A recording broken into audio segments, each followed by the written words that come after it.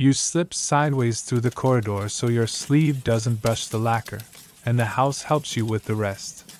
Floors remember where to be quiet. Shutters remember how to breathe.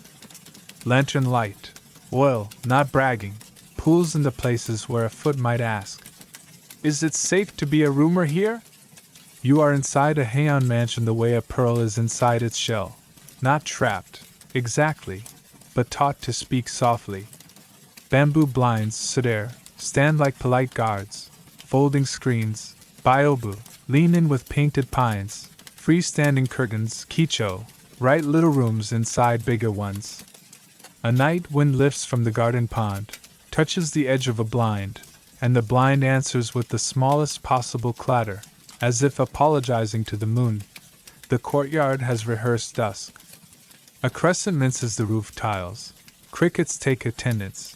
A carp turns once and signs the water with a ring that dissolves back into patience. On the veranda, Engawa, an attendant kneels, soft-footed, slippered in discretion, and waits for a hinge to remember not to squeak. The architecture is an accomplice. Shindanzukuri, this style is called later, but you don't need a label to feel the logic. Pavilions open to air and garden, rooms separated by curtains and screens instead of heavy walls, corridors wide enough for sleeves to travel like small rivers. Privacy here is woven, not nailed. It's a pattern you carry in how you move and how long you let silence be a sentence before adding any words. You pause where two blinds meet and listen the way people listen when information travels without voices. There's a trail in the air, a low, honeyed smoke, an edge of aloeswood, ginkgo, a whisper of clove that tells you someone has been thinking hard by a brazier in the next room. Perfume arrives first, meaning follows. It's the house's favorite trick. A letter will come later, folded like a delicate bird, tucked into a sleeve, but already you know whose hand ground the ink by the way the corridor smells. If you wanted to be mischievous, you could follow the scent the way others follow footprints. First joke, you consider asking the perfume to sign the guest book. It declines with impeccable manners. Here is a comfortable fact to carry like a smooth pebble. In Heian court life, 794 to 1185, women wrote most personal correspondence in flowing kana, the women's hand, anada, because the syllabary made room for feelings to sit down instead of standing at attention. Diaries and pillow books, Kajiro Nikki, Murasaka's journal, Sei Shanigan's lists, turn daily textures into literature. Men, trained in classical Chinese, certainly wrote, but for the rooms behind blinds, the brushstrokes that mattered most were often a lady's, curves that could smile, hesitate, or bow without a single word saying so. A note passed at dawn might hold a 31-syllable poem, waka, and the entire weather of a relationship. A sleeve could carry that weather down a hall without anyone calling it by name. You move again, 7 steps, left of the standing screen with cranes, and breathe the way attendants breathe when they aren't the subject of the evening.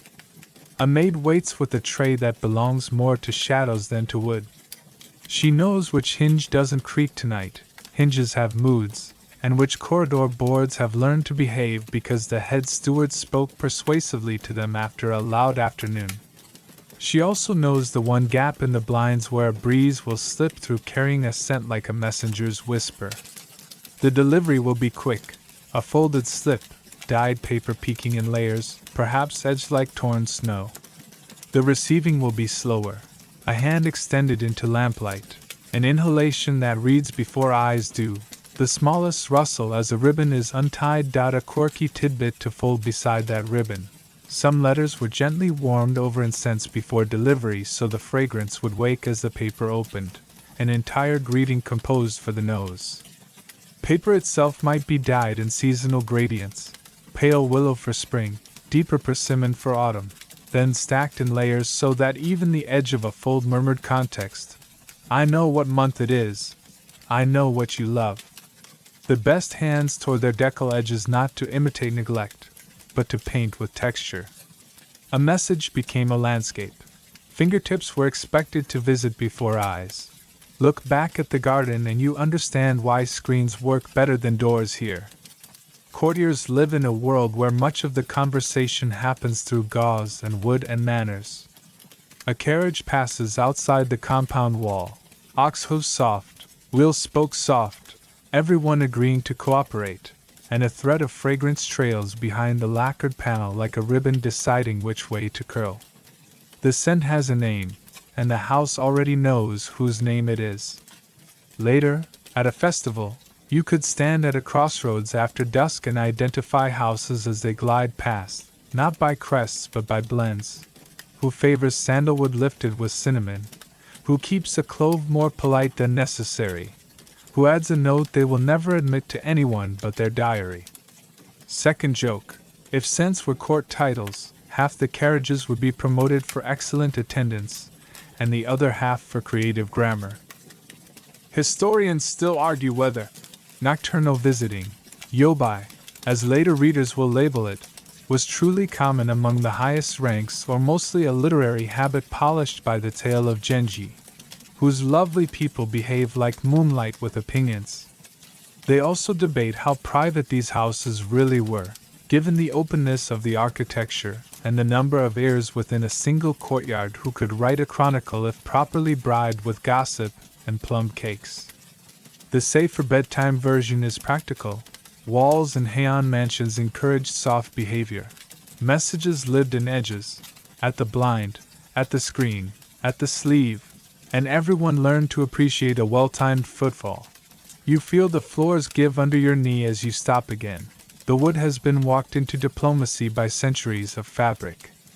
In the next room, a brazier purrs and a servant lowers a mica screen lamp so the note can be read without giving the garden anything to eavesdrop on.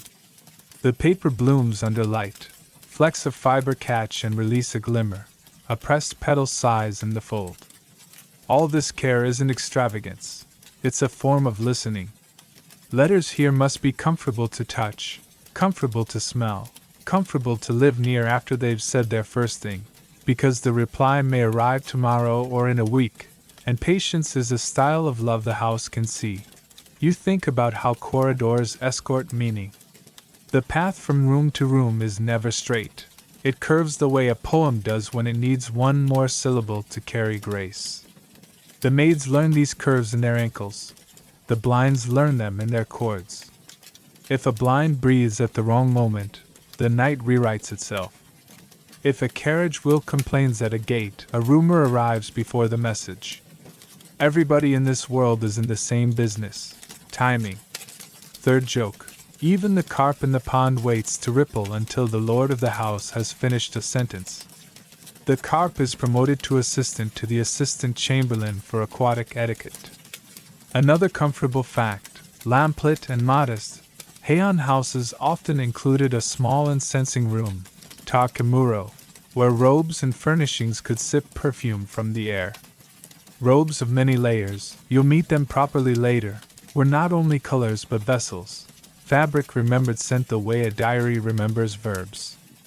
A letter stored in a chest with a sachet, nibikuro, might come back to life a month later, smelling faintly of a night when someone was kinder than necessary. This is why a corridor has to be a whispering gallery. Scent needs hallways the way moonlight needs a courtyard. You move once more, closer now, and let your fingers rest on the bamboo blind separating this quiet flake of night from the next. It's cool, strung with order, tuned like an instrument that has learned to be almost silent. Inside, the brush resumes, soft scratch, long breath, soft scratch, the way a lake resumes after a fish forgets to make a point. A maid breathes. A sleeve lifts. The smallest knot is considered and then untied. That's the other lesson the house keeps teaching. Care makes space, and space makes caring possible. When the note comes, it will arrive as if it had always been in your sleeve, weightless, certain, wearing a perfume you recognized 2 turns of the corridor ago. You will not open it immediately. You will sit where the blind lowers the light into a private weather, feel the texture that was chosen for you, and let meaning pass through your nose first, then your hands, and only then your eyes. You will reply or not reply at a pace your grandmother would approve. The corridors will carry both decisions without complaint. For tonight, learn the house the way you learn the constellations in other stories. By relationships, not names. This blind to that screen. This garden lantern to that painted pine. This quiet hinge to that particular signature scent. If you can walk once around the veranda without disturbing a single bead of oil in a lamp, the house will let you belong to it, and then the pillow letters will arrive as easily as sleep. The carp will turn another circle, satisfied. The ox carriage will pass the gate, sensible as a cloud. And the night will prove again that in Heian rooms, words are not the only things that can write. Dawn edges in like a shy servant, and you do what everyone trained by this house does. You let the light think it had the idea first. The brazier is breathing. The inkstone waits, damp from last night's careful drop of water. A maid has already warmed the paper stack as if papers could catch colds. You're about to compose what the corridors were built to carry. A pillow letter, the soft-spoken morning note that remembers the night without pointing at it. You begin with small chores disguised as ceremony. The ink cake circles the stone with the patience of a moon grinding its own reflection. You test the brush tip against your thumb. Does it taper to a single whisper or a pair of cousins arguing quietly? The paper, dyed just off-white, with a horizon of pale willow along the top edge, waits under a paperweight that has never once made a remark about its job. You sit with your knees politely convinced of the floor, and listen for the yard's answer. A carp kiss, a thrush, the gardener rolling a door in its track without letting it say a syllable. The house approves. It always approves when ink decides to be the loudest thing in the room. Start with the envelope that isn't called an envelope. You fold the sheet lengthwise so the grain runs with the sentence you're about to place on it. A small turn at the bottom promises modesty. The upper edge becomes a cliff for the poem to overlook. Heian etiquette persuades you to leave margins generous. Not because paper is cheap, it isn't, but because breathing room is part of the syntax. You test the fold with the back of a nail. The crease remembers to be a suggestion rather than a command. First joke. You appoint the crease minister of boundaries and it accepts with admirable restraint. The writing itself must arrive as if it had always been there. You place the brush, lift, and place again in strokes that carry on the women's hand, that soft, sloped conscript that makes vowels look like they've been taught to bow. The consonants behave without wearing armor. Your lines slant down the page like rain that knows where the garden is. Your brush finishes each kana with a tail so thin a breeze might unspool it if allowed. You are not ornamenting. You are letting feeling practice good posture. Here you tuck a waka, 31 syllables that play more like a string than a rulebook. Sleeve scent, dawn white. Even the blind breathes softer. Hinge learns silence. Paper keeps your hands warmth longer than my courage does. It isn't great, but it is yours, and the morning prefers sincerity to opera. You incline the poem across the page so the dyed border looks like the bank of a river the lines cross with bare feet. Your signature is not a name so much as a manner. The angle of a stroke you always give too much kindness to. The way you let RA open its mouth a fraction wider than school taught. If they know you, they'll know you here. Mainstream fact, warmed beside the brazier. Heian court letters between women and men commonly carried waka verses and were judged not only for content but for calligraphy, paper, and scent. Diaries like the Kajiro Nikki, Izumi Shikibu Nikki, and the tale of Genji itself preserve scene after scene of notes, folded, tied, perfumed, and delivered by trusted intermediaries. Timing mattered. The morning after letter was a courtesy as expected as tea, and a slow reply could acquire a reputation all by itself. Now the scent, not poured on, never splashed, just invited to sit nearby until it knows what is being asked. The maid slides forward a mica screen sensor where a sliver of aloes wood, ginkgo, and a breath of clove are thinking ambitious thoughts about air. You hold the folded note above the fragrance. Palms turn like a roof so the paper doesn't start believing it's a pastry. The paper drinks enough to remember but not to boast. Later, when the note is opened, the first greeting will be a perfume with good handwriting. Second joke, you promote the censor to acting herald, on the grounds that it always arrives first and never mispronounces your intentions. You assemble the small company that rides with the letter. A narrow ribbon to keep the fold from pretending to be curious. A sprig of plum or a blade of new grass, depending on what the garden confesses about the month.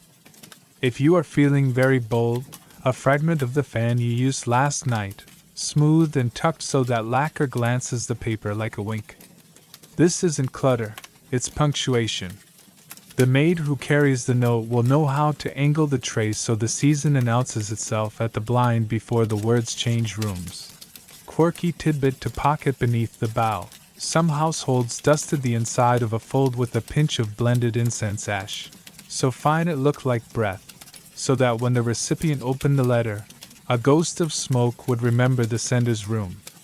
Others trimmed the edge in a torn mountain profile, Yamabumi, a decal suggesting distant peaks, so a message could read like a landscape even before the eyes found the poem.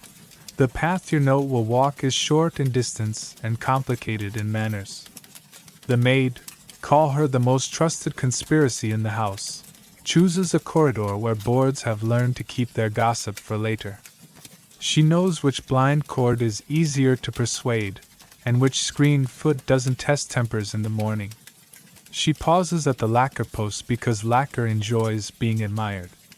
Then the little ritual at the blind, the faintest tap of tray to bamboo, the polite inhale from the other side, the lift of fabric like a koi taking syllables from the surface. The receiving hand does its part. It doesn't attack the ribbon, it negotiates. It doesn't start with eyes, it starts with fingers, reading the fiber, the warm memory the brazier left, the edge work that says the sender knows when to stop speaking. Only then do the eyes enter, and even they arrive with a side glance to the paper colors stacked in the fold. Are we talking early spring or late? A faint nicking of the edge might reveal whether the paper began life as one sheet or two married for confidence. This is how meaning builds here: touch, scent, texture, script, and finally words. Historians still argue whether the protocols for the Asa no Fumi, the morning letter, were truly codified rules across the court or more of a literary ideal polished by lovers of Genji. How fast the reply should come, what kind of hand a gentleman ought to use in answer, whether the fold itself carried stable meanings or simply reflected that writer's habit. Surviving letters and descriptions suggest patterns, yes, but room for style. Your brush could say, "I am attentive," or "I am deliberately late," long before your poem confessed anything. Sometimes the house throws tests. Ink decides to sulk and blot on the last syllable. A breeze lifts at exactly the wrong moment and repositions your sprig of plum into a comedy you didn't write. The maid returns to whisper that another household's carriage has paused at the gate, and with it a rival perfume you could recognize in your sleep. All of this is fine. You are working in a medium that accepts small weather. You simply let the blot become a pond and pretend you meant it. You rescue the sprig as though it requested a more prominent line. You laugh because the rival's clove is trying too hard. Third joke, you confer upon the blot the title, Lord of Unplanned Lakes, and move on magnanimous. You seal without sealing. True wax would be theater. Instead, a twist of colored thread holds humility in place. You look at the brush one more time, and it looks back with the resignation of a tool that has been made to do a great deal of feeling before breakfast. The maid rises, tray as level as a librarian's eyebrow, and the house opens a path the way a poem opens a thought. While she walks, you practice waiting beautifully, which is the Heian art few poems explain. You don't pace. You review sleeve layers. You remind the brazier to be kind. You ask the mirror whether your hair means to cause politics today. You think about what your reply to the reply might need: a second color in the paper, a cooler scent to keep afternoon honest, a line that turns last night into weather rather than history. You are not anxious. You are engaged in the same craft as the carp and the hinge, timing with manners. The reply, if it is written by someone who should remain in the calendar, will arrive before the shadow of the east veranda loses interest. It may carry a verse that answers your metaphor rather than your message. It may favor a scent you can't quite place, which is its own kind of flirtation. It may, frankly, disappoint, and that, too, is information. Either way, the tray returns, the blind breathes, and the morning completes the circuit the night began. You set the reply beside your inkstone as if it were a teacup you intend to admire before you drink. The house exhales. The corridors remember. Somewhere, the gardener resumes rolling the door, and the wheel agrees to forget it knows how to speak. You have performed the simplest difficult thing in this world. You have let meaning move without insisting on noise. The rest of the day may be festivals and fans and courtyards full of opinions, but this little letter, with its folded courage and gentle weather, has already made the hours behave. The paper is not waiting to be written on, it is waiting to be met. You touch the top sheet the way you'd greet a friend, back of the fingers first, as if to ask, "Are you awake to texture today?" It answers with a very small sound, the whisper of long fibers remembering streams. This is washi, born from kozo mulberry or the silken bark of gampi, sometimes mitsumata if a scribe favors velvet over grain. If ink is breath in this world, paper is skin, and the Heian house teaches you to read skin before you try to say anything important to it. Your attendant draws out a layered stack, thin sheets dyed in seasonal colors so modest they look like the air has a mood. Willow green above mist gray, faint saffron above a hint of plum, winter white edged with the palest blue, as if the river taught it manners. You are meant to nest them, awasegami, paired papers, so that a letter glances with two tones at once, like a robe hem telling you the month without scolding the day.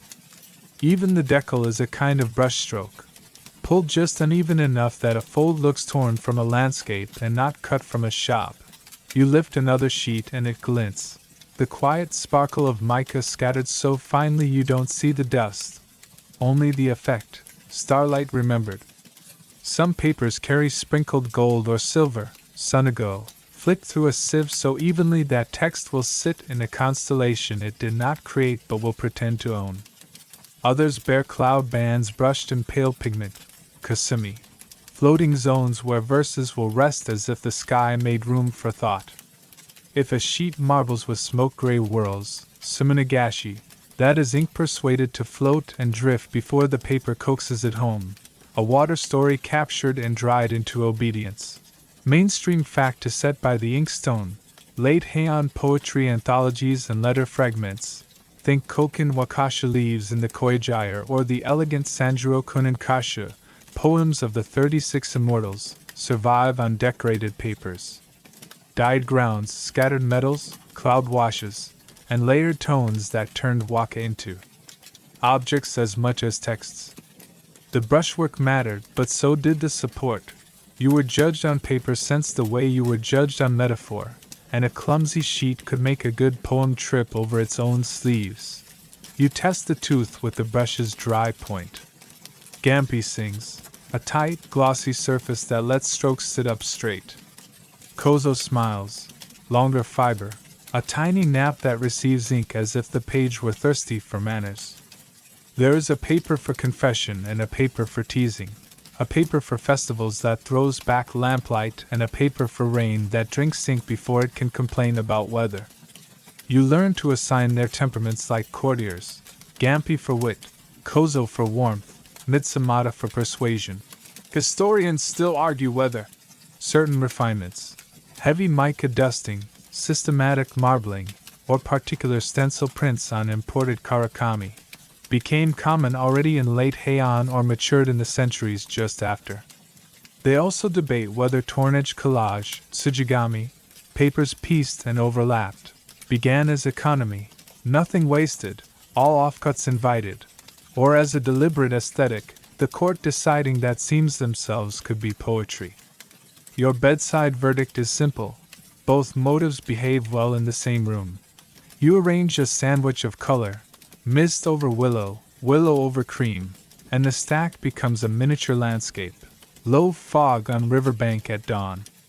Before any character appears, your reader will touch weather and season with fingertips. You add a thin veil sheet, silked with a breath of white, so the poem can appear as if from distance when the note is opened, like a friend rounding a garden screen. First joke, unite the veil. Minister of dramatic entrances. It responds by not showing off, which is the point. A tray offers sachets, nebukuro, little brocade pouches of aromatics you can tuck into drawers to persuade paper into remembering rooms. But today you prefer fumigation, a top kimono blend warming in the incensing room, aloes wood with a leaf of clove, a modest pinch of cinnamon that knows when to leave the conversation. You tint the stack above the brazier until the papers accept a signature, not a perfume. They should smell like someone rather than somewhere. The fibers, still cordial from dye baths of safflower, indigo, or Cromwell, murasake, make their own undertones. You are blending color and scent at the level of bark and breath. Quirky tidbit for your sleeve. In some households, the writing hand prefer torinako, an eggshell-toned paper finished so smoothly that strokes stand on it like footprints in fresh snow without sinking. Others treasured hishi papers with tiny flecks from plant pith that look like fallen petals in the sheet itself. On a spring morning, a poem about plum could sit among paper plum and feel understood before anyone read a syllable. You fetch a shikishi, a small square poetry card, or a narrow tanzaku slip if the message wants to stand tall like a reed. Even in letters, Heian taste loves a format whose edges lecture you into grace. A wide sheet tempts rambling, a narrow one insists on temperance. The join, where two papers overlap, becomes your favorite margin. You let the poem's lines step across the seam like a bridge, then settle, then bow. The tools behave because the paper told them how. You grind ink a fraction thicker for Gampi. You favor a wetter mix for Kozo.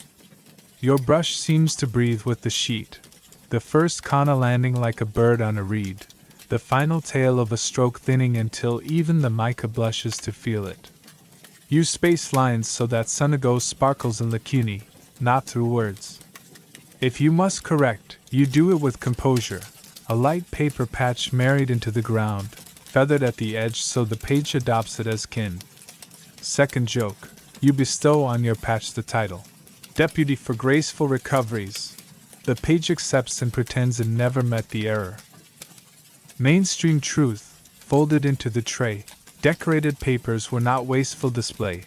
They were reading aids with manners, color signaled season, texture set tempo, gleam kept the eye alert in lamplight.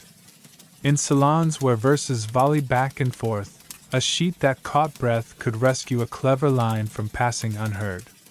When anthologies were compiled, scribes sometimes matched poems to grounds, so anthology pages became galleries of weather, autumn verses on russet and gold, love laments on mist and blue. Historians still argue whether court ladies kept personal palettes, and individuals recurring dye schemes and cloud motifs, as a kind of paper wardrobe, or whether taste flowed mostly from seasonal dictates and house style under a senior lady's eye. They also debate how often letters were recopied onto finer papers for archiving in chests, where the rough first drafts burned, or slipped into sleeve boxes where their ink-smudged honesty could age into charm. Your practice tonight splits the difference. One clean, fair copy for the tray, one warm-smelling draft to keep as a weather diary in your pillow box. You test edges. A Yamabumi torn ridge at the top, a mountain profile, lets your lines descend into calmer land. A Kawabuni, a river-like curve torn along the bottom, gives the poem a shore to stand on. The attendant trims a corner cloud with her thumbnail.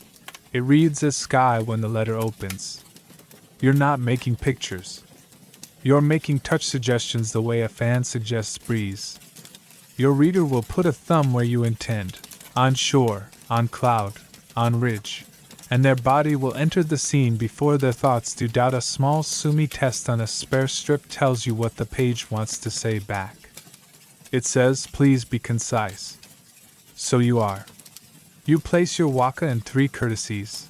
The season acknowledged, the blind thanked, the fox in last night's garden humorously promoted to under-chamberlain for moonlight, and you stop 3 words before the line that would make you clever. Third joke. You award your own restraint 2nd rank and promise it a plum branch if it returns tomorrow. Now the assembly, top sheet, mist, under sheet, willow, their staggered edges making a pale horizon. A sliver of gold at one corner like a skylark that doesn't need to be drawn. A thread tie chosen to echo robe layers in the room where you believe the letter will be read. Overall, the faintest scent, as if the paper remembers an evening and not a bottle. You sit back and do what the house has taught you, let the object be a room. This letter is not a sheet, it is a veranda at dawn with fog above reed, a gentle breeze of incense, a sky strip where thoughts can dry. When the maid lifts the tray, you feel the tug in your ribs you only get when something already knows how to be held. The corridors will carry it, as they carried the night's small music. A blind will lower. A sleeve will hover. Fingers will read season, temper, touch, light, and only after that words. The kit closes itself with the quiet of a pond settling. You lay a spare tanzaka on the futon chest for later, because later will need a quicker tone. The mica papers go back to their envelope like stars agreeing to wait. Outside, a heron lifts, writes a pale stroke across the garden, and edits itself into sky. The room smiles without moving. You have made a landscape small enough to fold, sturdy enough to travel, and considerate enough to listen back. That is what paper is here, a way for hands to talk first so words won't have to labor alone. Your hand hovers over the brush the way a sparrow hovers before a reed, confident in principle, cautious in practice. Brush first, then breath, then ink. That's the Heian order if you want your lines to look like they woke up kind. You roll the handle in your fingers so the bristles regain their teardrop shape. A good brush remembers its point the way a steward remembers schedules. The inkstone, Suzuri, waits with one dark eye of water. You feed the ink stick a slow circle, soot and glue murmuring themselves into liquid patience, until the pool turns the color of a moonless pond. If last night needed consolation, you grind longer for a denser black. If morning is already gentle, you stop early so the ink will be smoky and soft. You are tuning a voice, not filling a pen. You test the point against a spare strip. Press down, lift, pinch the stroke's waist with your wrist. Because Anada, the women's hand, is less about letters than about manners. Each kana bows a little, never slouching. Each tail thins until the air adopts it. Your tutors taught you to hold the brush upright, take food, so bristles can breathe. Your own preference, shared by half the palace, tilts a hair for warmer curves. A good line should begin with certainty, travel with grace, and exit as if it knows where not to step. Joke 1. You appoint your wrist acting minister of elegance. It replies by popping once, which you accept as an oath of office. Mainstream fact set neatly on the writing desk. Bandai in the Heian court, kana, a syllabary evolved from abbreviated Chinese characters, became the standard script for diaries, letters, and literature by women, while men in officialdom continued to use Kanbun, classical Chinese. Works like Murasaki Shikibu's Genji Monogatari and Sei Shanigan's Makura no Sashi turn Anada into an instrument that could carry gossip, philosophy, weather, and love without switching registers. Men also used kana for poetry and private notes. The gender boundary was polite rather than absolute, especially once a poem wanted to smile. You seat the brush, exhale, and let the stroke think first. A kanalaikia is a garden path, 2 bends and a goodbye. No is a single thoughtful glance over the shoulder. RA is a ribbon that resists being rushed and looks better for it. Use space characters so the white breathe between them feels deliberate.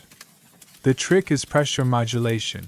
The bristles flatten briefly to widen a curve, then rise to let the tail evaporate. If you hear scratching, you are scolding. If you hear nothing, you are neglecting. The right sound is the hair-soft hiss of silk considering your argument. Historians still argue whether the association of kana with women's hand reflects real social boundaries in the 10th to 11th centuries or a later labeling habit that tidied a messy practice. They also debate when standard kana forms truly stabilized, mid-Heian for salons, or later through calligraphers who retrofitted taste with rules. The bedtime version you carry forward is practical. Anada is the tone of the room, fluid, spare, persuasive, and the house knows how to read it at a glance. Brushes themselves have temperaments. Goat hair forgives heavy hands. Weasel, marten, answers crisply when you whisper. Deer splits the difference like an amiable judge. You keep several asleep in a bamboo case, bristles swaddled so they won't rehearse bad habits. The water dropper, swatiki, on your desk is shaped like a tiny gourd. 1 drop means autumn poem, 2 drops apology in progress. Quirky tidbit to slip into your sleeve. Some swatiki are shaped like ducks or plums, and the house's most superstitious lady refuses to write storm complaints unless the duck's beak points west, which she insists calms the weather. It has never been disproved, which counts as victory. Ink has moods the way lacquer has opinions. A freshly ground sumi carries a faint ink fragrance, sumi keo, nothing perfumed, just the whisper of lampblack and glue behaving. Thicker ink will sit on gampi and shine a little. Thinner ink will sink into kozo and glow like polite dusk. If you must layer a stroke, darkening a verb that refuses to commit, you return only when the first line no longer winks wetly. A second pass that bruises the fibers is a confession no letter wants to make. You remember last section's papers, awasegami stacked like fog over willow, and choose a brush width to match their promise. Wide strokes on thin paper feel like a guest talking too loud at a tea. Thin strokes on micro-rich paper can look like you're afraid of being seen. You aim for middle confident, the line that arrives, bows, and makes room for the next. The layout obeys quiet geometry. Heian taste favors diagonal drift for waka, top right to lower left, like rain with an appointment. Lines breathe more near the end, as if the poem were resisting being over.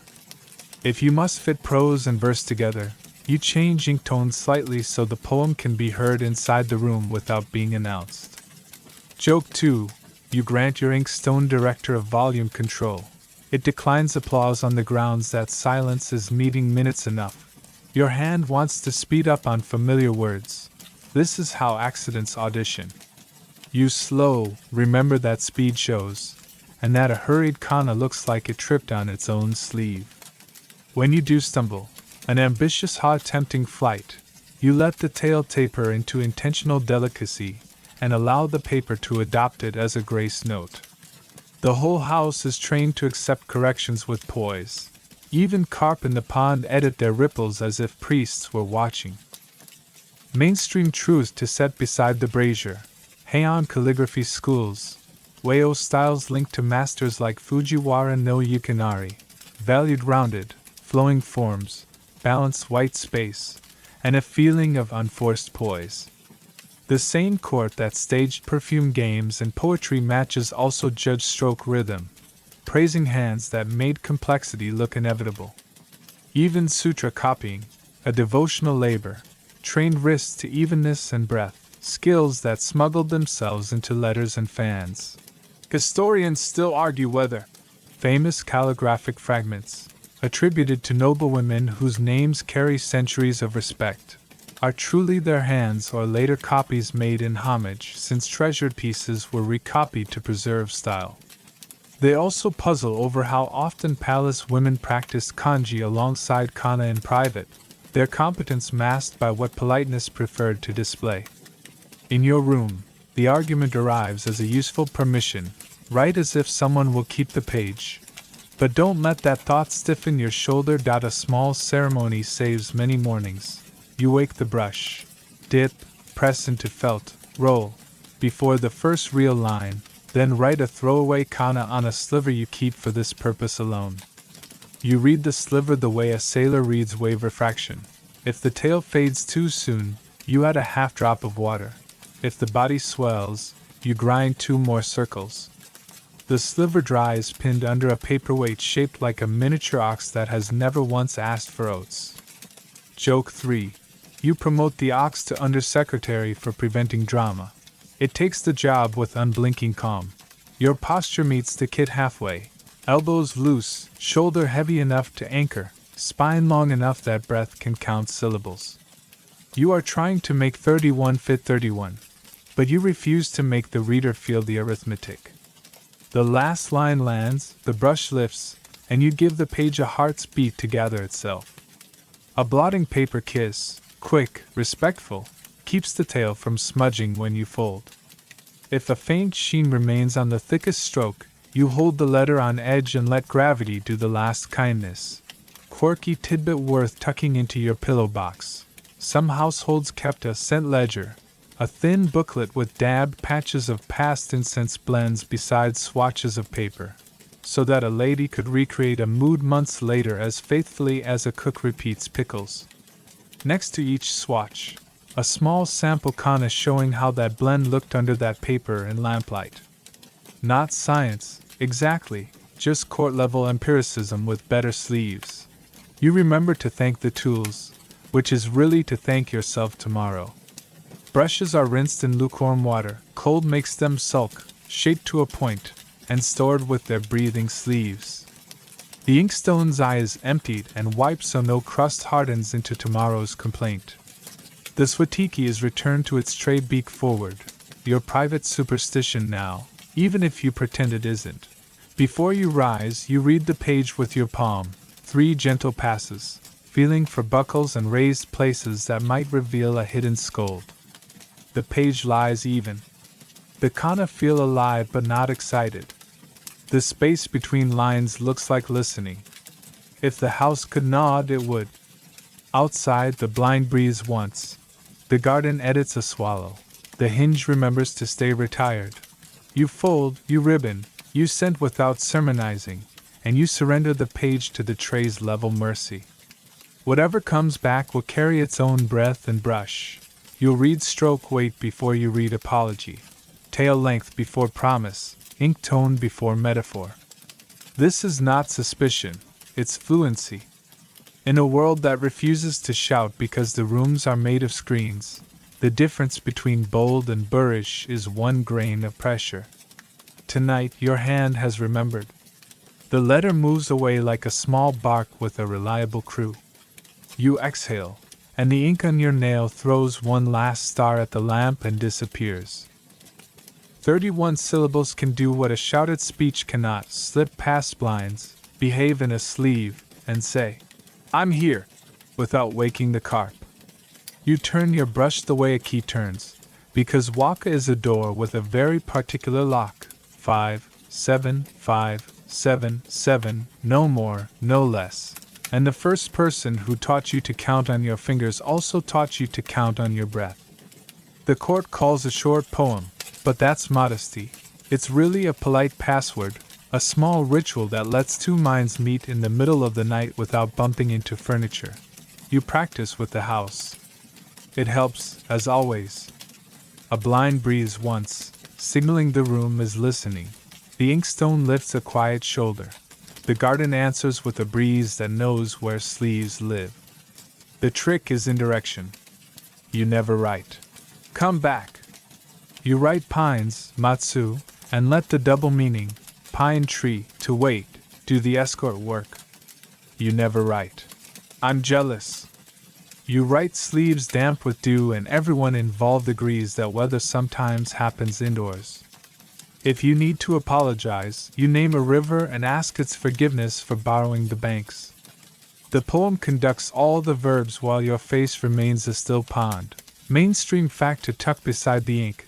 By late Heian, waka functioned as everyday currency in elite rooms, carried in letters, volleyed across blinds, archived in diaries, and performed at Yudoways poetry contests, where teams faced off with themes and judges. Anthologies like the Koken Wakashu, early 10th C, prefaced by Keynote Surayuki, shape taste, seasonal sensitivity, elegant restraint, miyabi, and the sweet ache people later call mono no aware. You write inside that climate even when the room contains only you and a sympathetic lamp. Take the password test. Suppose a carriage paused last night, and the scent that trailed it wore aloes wood with an ambitious clove. You recognize the blend because the censor and you have been on informal speaking terms all week.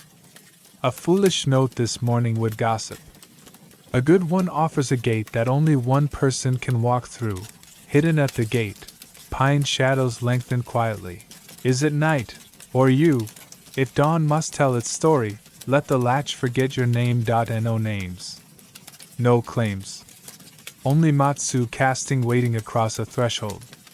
If the reply knows how to answer, it will pick up your word, that's Engo, associated language, mirror your season, and return the same syllable cadence with a fresh hinge.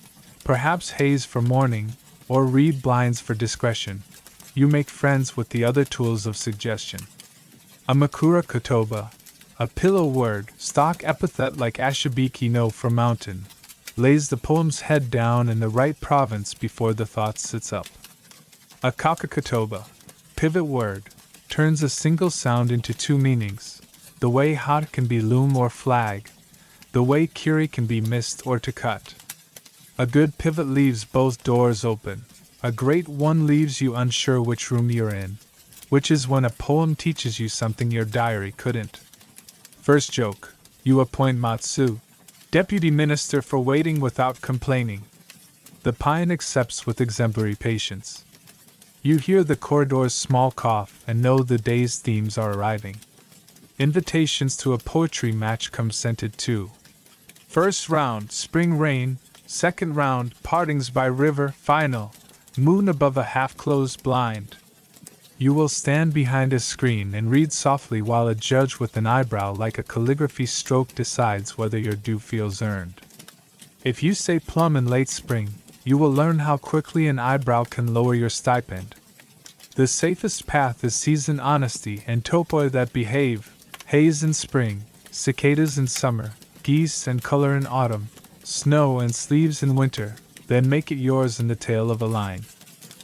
Historians still argue whether court Yudoways were primarily ludic display, theatrical evenings with clever stakes, or serious engines of reputation that could lift or dent a household's standing. They also quarrel over how strictly contest records reflect actual performance versus polished transcripts curated after the candles went cold. Your room's verdict is simple.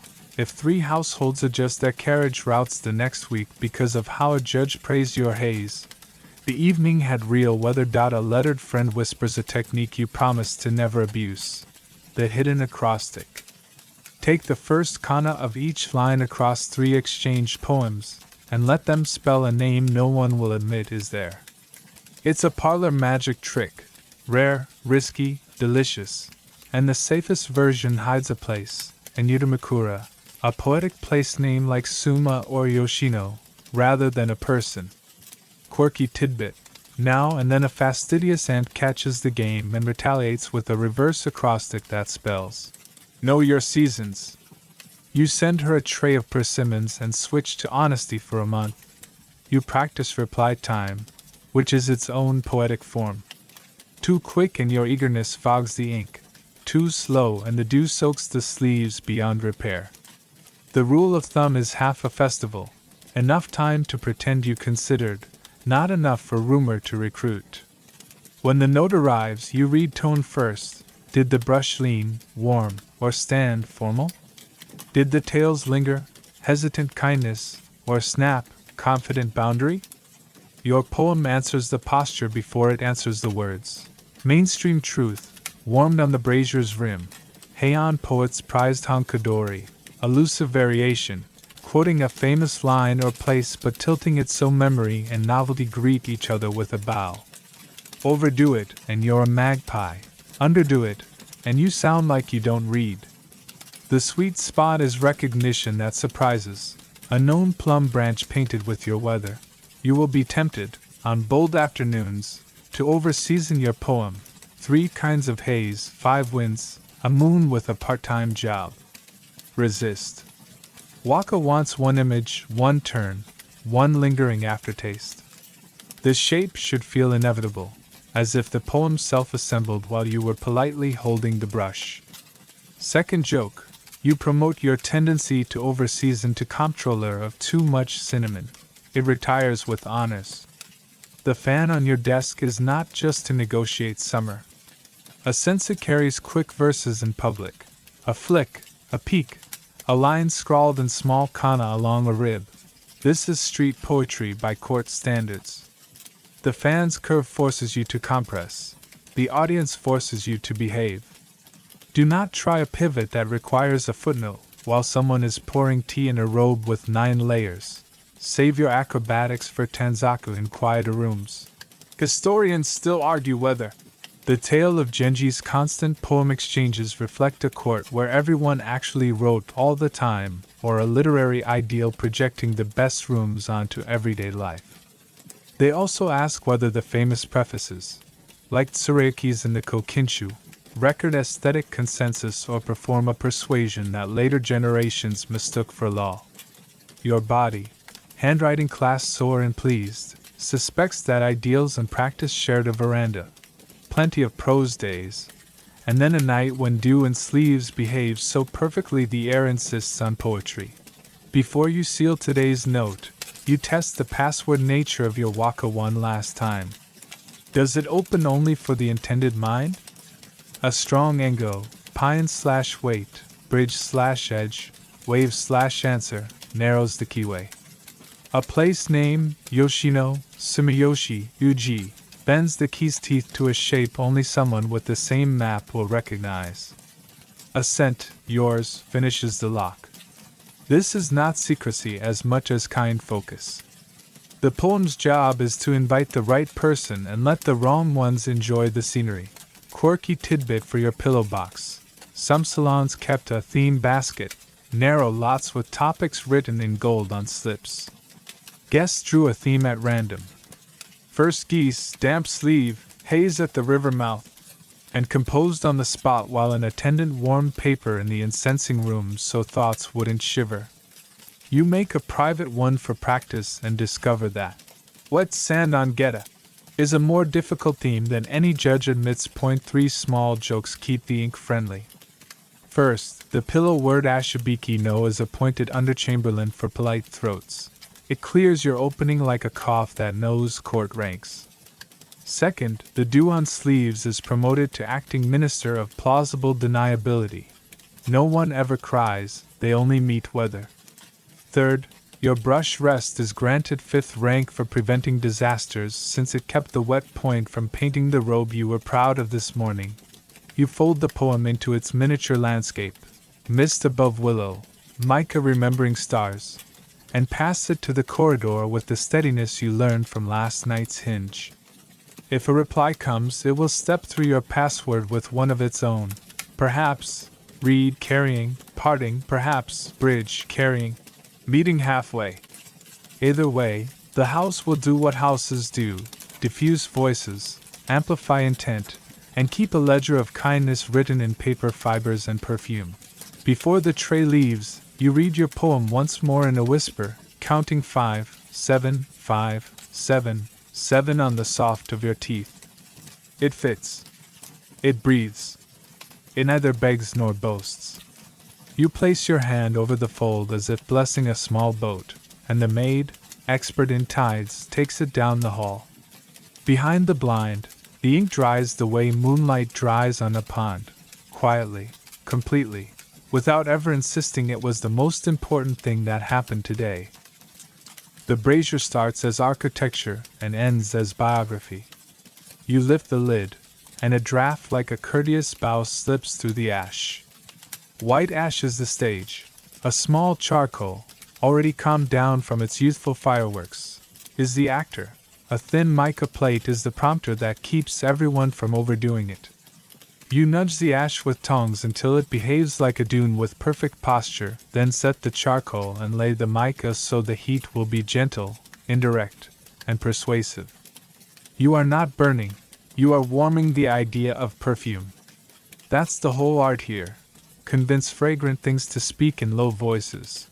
The tray arrives with familiar names that prefer to be called by their first: ginkgo, aloeswood, sometimes a darker, milder chip, Byakudan, sandalwood, with its creamy confidence, a trace of clove, choji, that knows how to shake hands without cracking knuckles, a polite breath of cinnamon, Nikki, for warmth, perhaps a crystal of Borneo, Ryuno, like captured wind, and a shred of spikenard Kanakoko, because someone in the house enjoys memories that wander. You do not use everything. You preface. The Heian way is to blend personalities, then ask them to introduce your sleeve before your sleeve introduces your poem. You begin with takemono, incense for clothing, because letters and robes are cousins. A small kneaded incense, Noriko, sits in a lacquer jar, fine aloes wood and sandalwood powdered and mixed with honey, plum pulp, and wine, aged until the ball learns patience. Pinch a pearl, set it on the mica, and watch it breathe. In a few moments the room moves from woodanic quiet to a honeyed drift where words feel less like chores. You lift a folded letter above the stream until the paper remembers who you are. Robes wait on a bamboo frame over a separate censer in the takemuro, incensing room, and drink the same mood until their hems carry civil horizons. Joke 1. You promote the mica to Undersecretary for Indoor Weather, since it prevents small fires and large gossip with equal tact. Mainstream fact: steeped like tea, elite Heian households loved perfumes enough to fumigate robes, warm letters, and keep sachets, nebukuro, in chests. The tale of Genji lingers over blends, and diaries in Kana mention rooms where incense was listened to the way one listens to a poem. The formal games of Kodo, codified incense listening, with named patterns, would crystallize later, but the habits are here: blending woods, air burning, soradaki, to scent a room, tenting fabric over a censer to lend identity to sleeves. You stay with the woods a moment and listen. Ginkgo has weather. Some chips lean sweet, some lean bitter, some carry a salty shadow as if they remember a coast. Byakudan offers a warm table to set them on. Too much clove and your letter will smell like a palace kitchen. Too much cinnamon and the steward will ask whether you plan to bake. You decide on a low, resonant bass with a bright syllable in the middle, a voice someone might follow down a corridor without quite admitting why. The blend needs to be you, not fashion with elbows. Historians still argue whether the exact recipes described in later manuals and lore, those named blends with poetic titles, accurately reflect Heian practice or are Muromachi refinements back projected onto earlier rooms. They also debate how common the highest grades of aloeswood, later called Kiara, were at Heian court, a few trunks scattered through the capital's elite, or generous stock for any lady with poetry appointments. Trade routes from the south certainly delivered fragrant woods. How much and how often remains a polite puzzle you're free to send to taste. The sensor trains your timing. If you can catch the second breath of a chip, the moment after the first sweetness, before the smoke grows stern, you'll learn how to arrive and leave in corridors the same way, present, then over the shoulder. You test it with a sleeve, pass through the plume, count 7 heartbeats, and the silk records trace, not sermon. You test it with a letter, hold the fold at the lip of fragrance until the paper has had enough to remember. Everyone in this house believes the nose reads first. You've simply learned to write for it. Quirky tidbit for your sleeve box. Some ladies nest tiny clay jars of kneaded incense inside unsealed envelopes. Then tuck that packet into robe chests so scent can age the paper as slowly as garments. Open one a month later, and it exhale a faint biography of the room where it slept. Others line fan cases with sachets so a fan opened in public makes a soft announcement, a scandal-free way to be recognized at 2 paces after dusk. You practice a different technique because afternoons demand lighter sentences. Instead of pellets, shave an aloes wood chip so thin it looks like a thought, then let it warm, not char, on the mica. The line it writes in the air is clean and vertical. It suits poem replies that want confidence without perfume's politics. If the letter is for an elder, you favor sandalwood and leave the spices in their jar. Respect smells like restraint. Historians still argue whether particular scent signatures were as individually stable as later fiction implies. Was Lady So-and-so always that blend, or whether season and event dictated constant improvisation?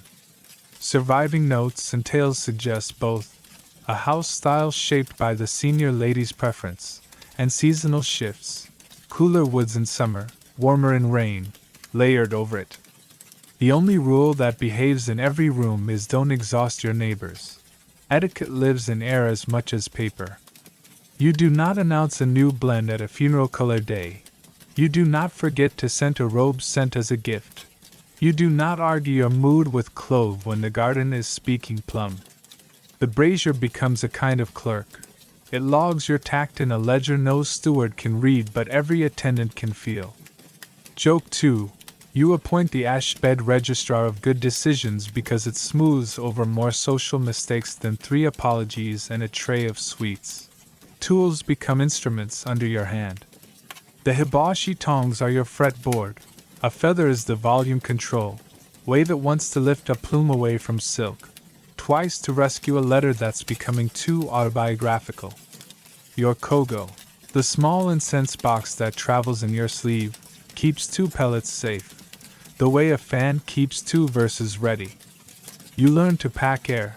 In a carriage, on a veranda, at a screen, your scent must be portable and well-behaved.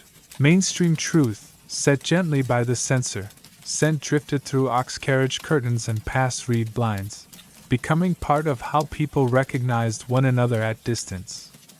Diaries praise a blend passing at a crossroads and identify its maker by memory alone. Letters warmed above incense could declare authorship before the seal broke. Robe layers could trail season into rooms where speech would be an intrusion. You have already used all of that without saying so out loud. Sometimes the world misbehaves.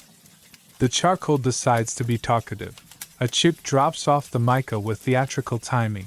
A guest arrives wearing a storm of clove that fills 3 screens with ambition. You tidy the ash, rescue the chip, and instruct your own blend to speak softer. The better victory is listening. What does the room need to smell like to let everyone keep their poise? A whisper of sandalwood can make a corner feel finished. A chip of aloes wood can rehearse composure for the whole veranda. Joke 3. You award your feather the title Marshal of Skies, for keeping clouds and opinions where they belong. You step away to check the letter you sent it earlier. The fold opens like a low bow. A breath of ginkgo arrives before the ink does. The paper remembers your takemono without bragging. Perfect. You slip it into a sleeve with the same care you give to layering robes. That lesson is coming. And ask the maid to carry a second unscented note along, because sometimes the kindest act is to leave no footprint at all. Before dusk, the takemuro hums again. Robes strung like colored waterfalls lift and settle with the heat. Each hem learns a seasonal sentence. You choose plum and snow for tonight, cooler sandalwood with a single sweet chip. Because the garden insists it's still winter, even if your heart is practicing spring.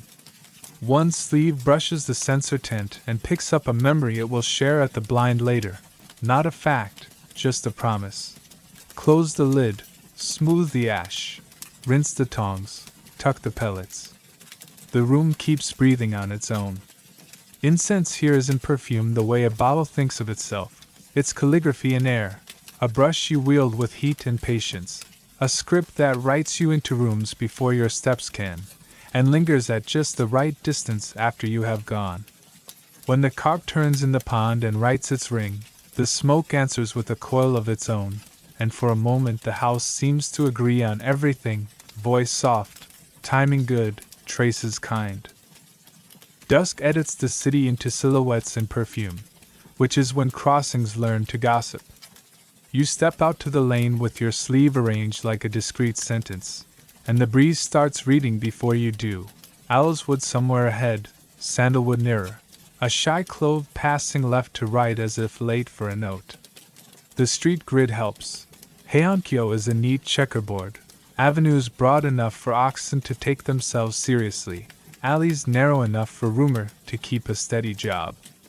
Lanterns wake in doorways. A night watchman taps Hayashiji clappers to remind everyone that time intends to behave.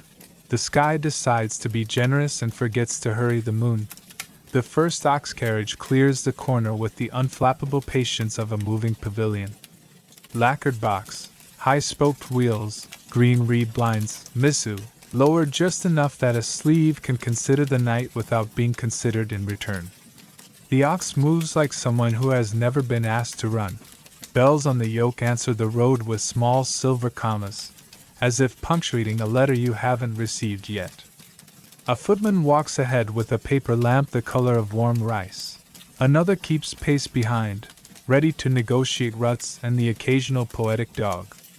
You stand back the respectful distance and let the carriage do what carriages do, write a line of scent in air and leave the rest to interpretation. Here is a comfortable fact to lay on the curb beside your geta. By the late Heian period, ox-drawn carriages, gyusha/geisha, were the formal transport for high-ranking courtiers. The tale of Genji stages arrivals and departures by their creak and sheen.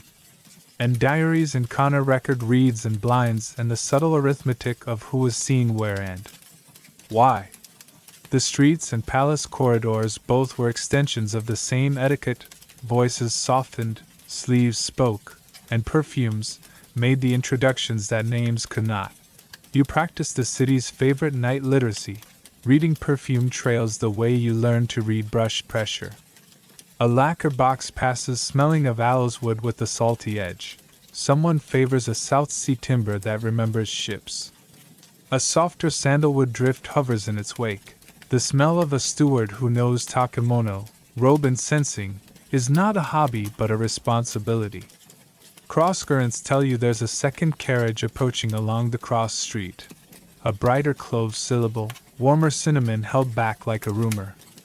You can almost hear the two blends bow as they intersect, each politely pretending not to notice the other's excellent manners. Historians still argue whether the reliability of such scent recognition was as strong as literature suggests. Were people truly identified more often by their signature blends than by their crests or attendants, and whether the general public in Heian shared this olfactory fluency or whether it was mainly a courtly sport preserved in texts.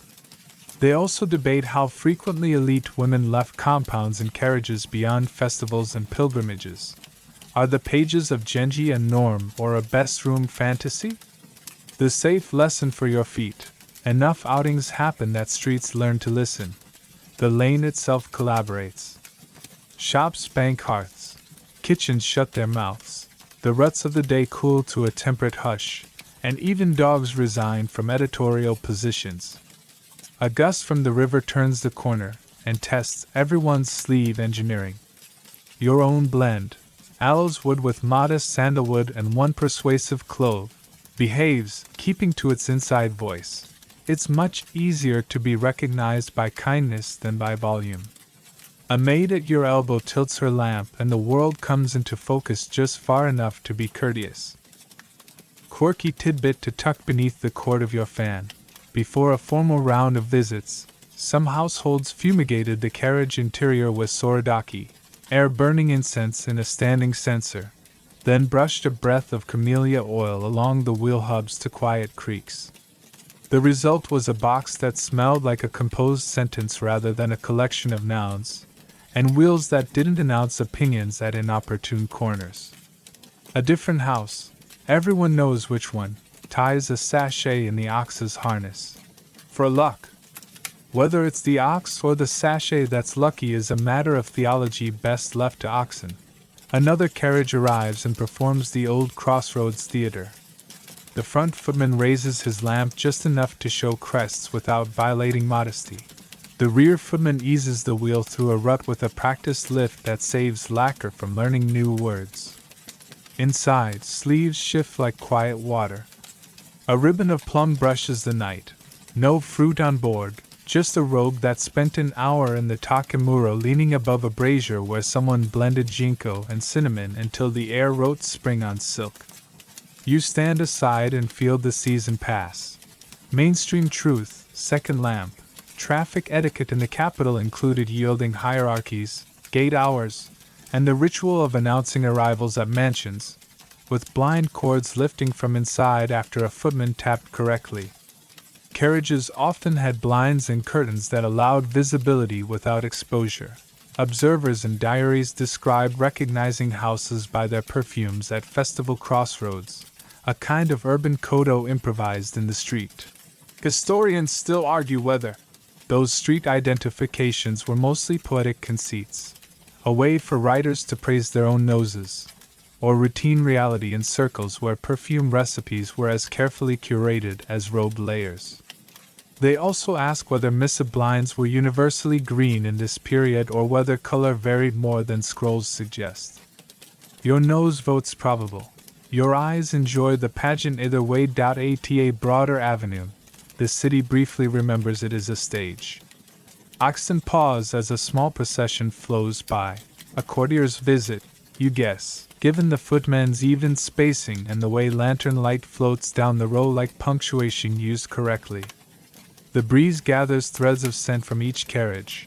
Aloeswood, sandalwood, faint spikenard, the whisper of Borneo, and braids them into a rope of air that tugs everyone's attention forward. You don't need names. You have intervals. You can tell who learned their blend under a stern ant and who discovered cinnamon last week and intends to be famous by Tuesday. Joke 1 arrives on cue, the lead ox, who has never before been accused of haste, decides to stop and contemplate posterity in the middle of the intersection. You promote him to director of unhurried progress, and the footman, reading your mind or perhaps the ox's, produces persuasion grass from his sleeve. The carriage resumes history at a tactful speed. The bells approve. You pass a gate where a blind lifts 2 fingers width and then thinks better of it. Inside, a letter tray is changing hands. You know the choreography from a dozen mornings. Paper warmed over incense, ribbon in a seasoned color, poem arranged diagonally like rain that has memorized the veranda's edge. Outside, the road keeps score, a little ash where someone refreshed a censer in a side chamber, a wheel mark rounded and damp where a servant splashed the rut to settle dust before a guest passed. Joke 2 leans in. The rear wheel of a certain lacquer box complains with a squeak so dignified it amounts to a memo. You bestow upon it the rank of deputy of announcements, and consider sending it a gift of camellia oil and a poem. The footman hears it too. Tomorrow, someone will care for hubs with the devotion usually reserved for hair. The night builds its ledger of movement. Perfume trails become routes you can name. Aloeswood left down Ichijo, sandalwood steady along Omiya, clove rising where a carriage climbed the gentle slope toward a temple gate. You could find your way blindfolded by blends alone, and sometimes people do. After moon viewing, when screens are busy with fans and sleeves and the city decides to drift instead of walk, friends part at a corner with a promise to follow the sandalwood and arrive without making the clappers work overtime. Mainstream fact, third candle. Later formal kodo would codify listening to incense with named patterns, like Genjiko, linking scents to chapters of Genji, but the Heian habit already treated fragrance as a social language, something to compose, recognize, and answer. Letters and carriages simply extended that language into traffic. Historians still argue whether women's signatures and scent were stable identities. a blend held across seasons like a crest, or seasonal wardrobes, chosen like Kasani no Irom robe colors to echo plum or snow. They also debate how widely particular aromatics, aloes wood grades, say, were available. Does Kiara's legend belong already to these rooms, or mainly to stories written later? You treat debates the way you treat crossroads. Look both ways, then walk with grace. Joke 3 is the city itself. A stray gust lifts a perfumed sleeve briefly into lantern light, reveals exactly nothing, and drops it back into its private weather. You grant the sleeve the title Chief Herald of Silence, because it announced a person without giving the night anything it didn't already know. You head home along a street that has learned to erase footprints between lanterns. A servant opens your gate with a hinge that has been taught to graduate quietly. Inside, the Takemuro is still warm. Robes hang like small waterfalls remembering the river. You set your fan down and your letterbox up, and in the little drift of fragrance from your sleeve you can read the whole evening as clearly as the ink drying on your desk. The ox with his philosophy, the wheel with its memo, the procession with its braided air, the rival cinnamon still auditioning for summer, the plum you'll borrow tomorrow. You don't need to write any of it, but you will. 2 lines in the margin of your pillow book, perhaps, the rest folded into the next letter's breath. Sleep is easy in a city that knows how to carry people without touching. The last cart goes by like a sigh from a lacquer box. The watchman's clappers settle into something that sounds like rain that forgot its water. Your room holds a single slow coil of ginkgo, just enough to say, I returned. If the night is a letter, the street wrote it, the carriages signed it, and perfume delivered it to your bed. You thank the air for excellent handwriting and let the blinds write the last sentence while you close your eyes. Your sleeve says hello before you do. Not with words, those are for paper, but with color stacked like a private chord. When you sit at the blind, the only part of you the room is allowed to study is the edge of a world, a sliver of cuff, a shy collar, the small river of hem at the tatame. That's plenty. Heian eyes read Kasani no Irom, layered color pairings, the way you read perfume trails and brush pressure, for season, mood, and rank delivered at arm's length. Getting dressed here is not a chore, it's editing. Closest to skin, a co-sewed, small-sleeved underrobe, promises courtesy to silk. Over it, a long red nagabakama, trailing trousers, that behave like patience. Then the yukijai, the visible middle layers that do most of the speaking. For a ceremony you crown the stack with karajanu, short jacket, and mo long, floating train, a duo that turns walking into calligraphy with ankles. The legend says 12 layers, Junihaido, and that can happen. But mainstream fact worth pinning under your comb, the number varies by occasion, heat, and household taste. In summer you may keep only a few haido, unlined robes, as a kindness to your pulse. In winter you add aways, lined, until courtesy and survival shake hands. You open the clothing chest and it breathes a garden. Sachets whisper sandalwood. The gauzy white mo remembers last night's takemuro. Brocades glow like a pond pretending to be still. You choose palettes with names the way a poet chooses pillow words. Plum can mean a faint pink over white with the thinnest green at the lining, blossom, snow, and bud making a truce at your wrist. Wisteria, Fuji, leans lavender over spring green, a vine climbing your sleeve. Willow and mist pairs pale yellow-green with soft gray, the cool of water under leaves. Autumn leaves, momiji, nudges scarlet against gold, then lets a brown whisper at the hem like a path you pretend you won't take. The words are metaphors, not paint chips. You evoke season, you don't lecture it. You lay the robes the way a scribe lays paper, edges staggered so each will show a finger's width at cuff and collar. The order matters. A green under a lavender says, wisteria climbing. Flip it, and the room thinks. Mist after bloom. Your hem becomes a footnote the whole hall can read without any blind lifting. Joke 1. You appoint your hem chief editor of subtext. It accepts with a dignified rustle. Historians still argue whether the famous Junihaido was truly common daily courtwear or mostly ceremonial theater. The look poets preserved because it behaves well in memory. They also debate exactly how formalized the Kasani names were in the late Heian versus the tidy lists in later manuals.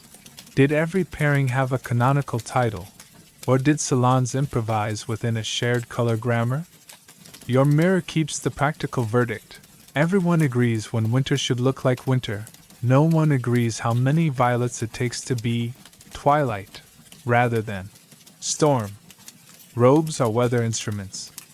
Silk has weights the way poems have meters. A summer Heido breathes like advice you will actually take. A winter away settles like a courteous quilt. A lining color can cool the eye even when the room pretends to be stuffy. A deeper base layer at collar can warm without adding bulk where the blind is watching. You anchor the whole stack with a Heido red underrobe, a reliable warmth that peeks at hem and insists the earth still loves you.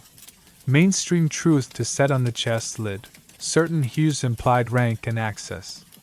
Deep purples, murasake, dyed from Gromwell root, carried gravitas and Fujiwara associations.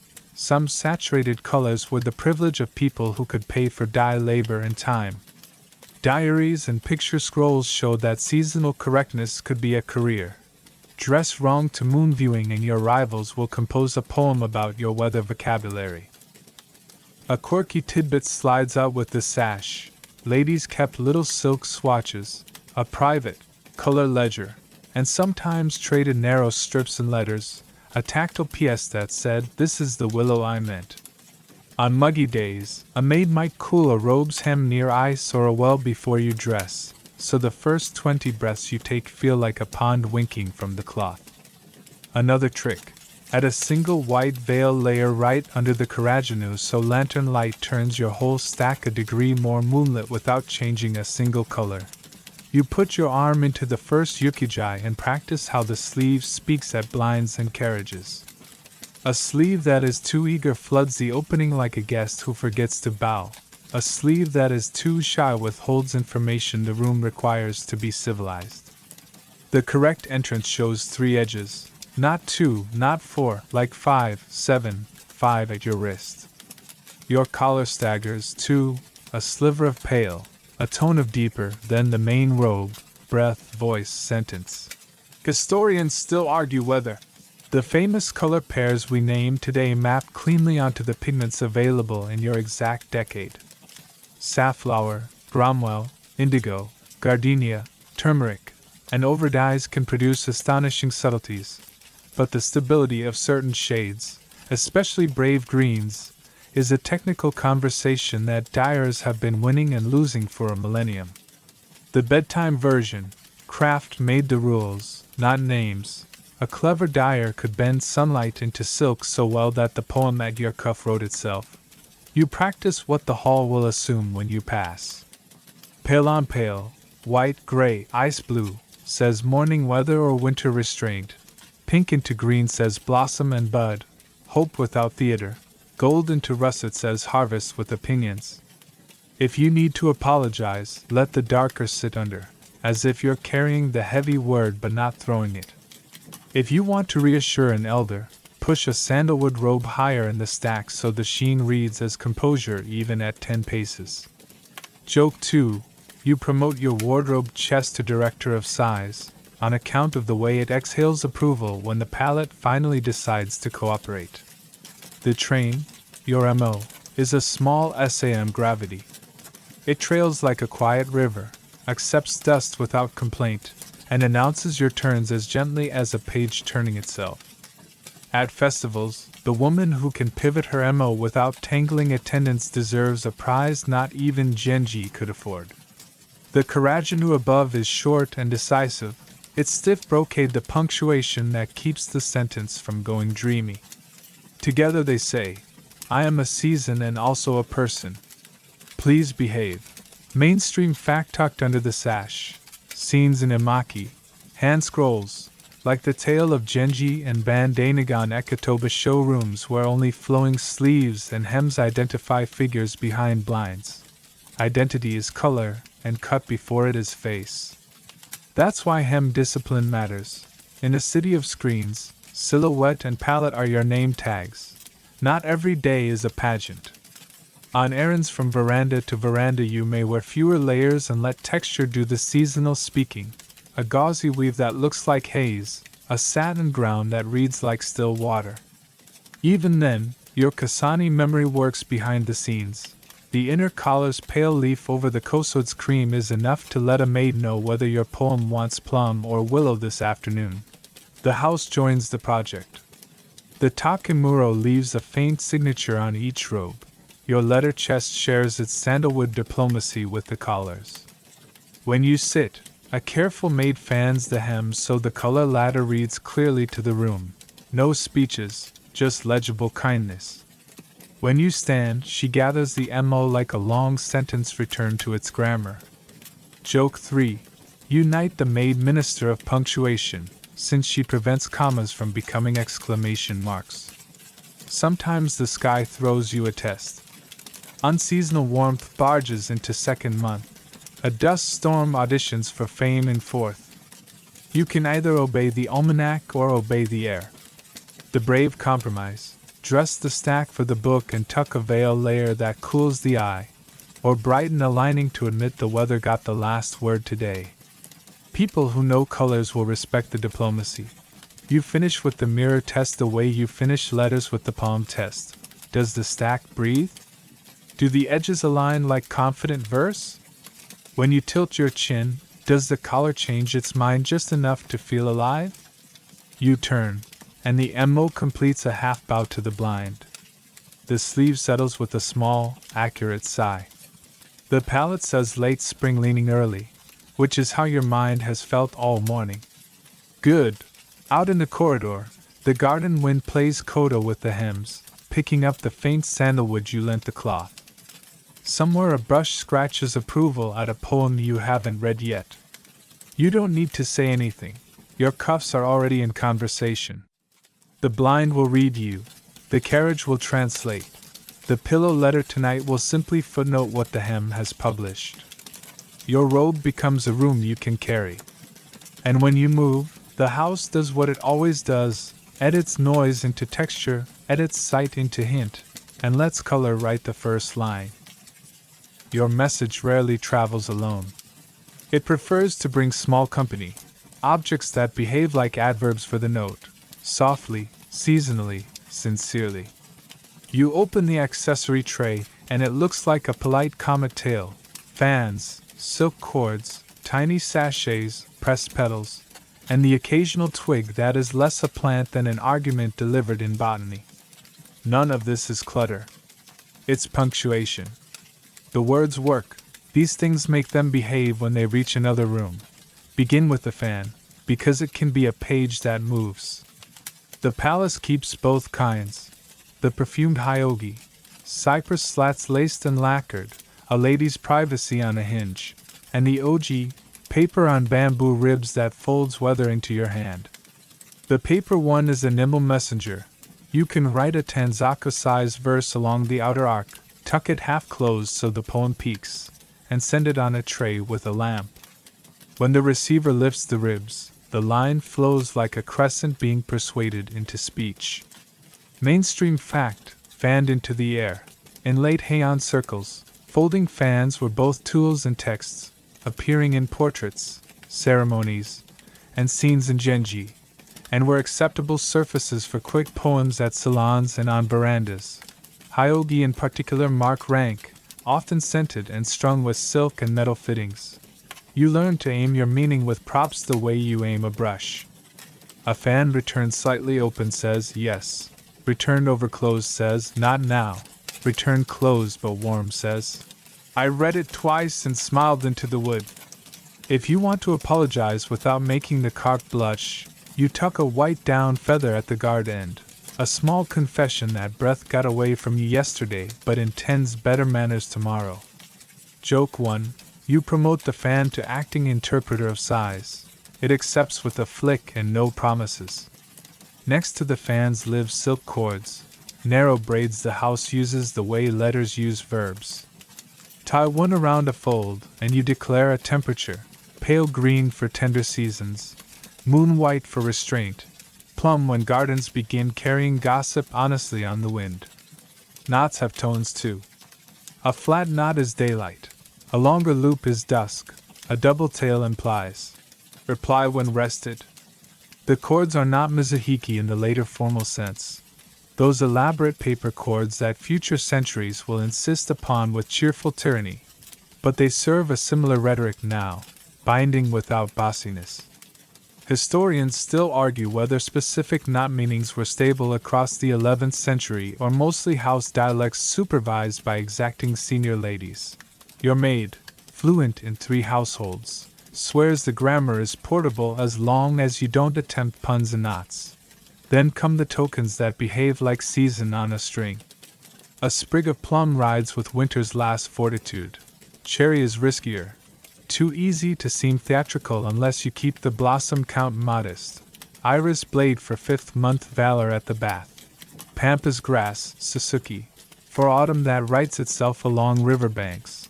A thread of wisteria if you can persuade it to travel without becoming tragic. These don't replace words, they tilt them. Your note that says, "The blind breathed kindly last night," arrives with plum, and the receiver hears, "I know what month we are in, and I am not trying to be a rumor." You keep a press, 2 thin boards with twine, by the inkstone for petals and leaves that deserve to become marginalia with perfume. Slip a plum petal into the fold, and it dries to a whisper that releases itself when opened. Slip a maple and it will remember harvest on behalf of your poem for weeks. Quirky tidbit for your pillow box.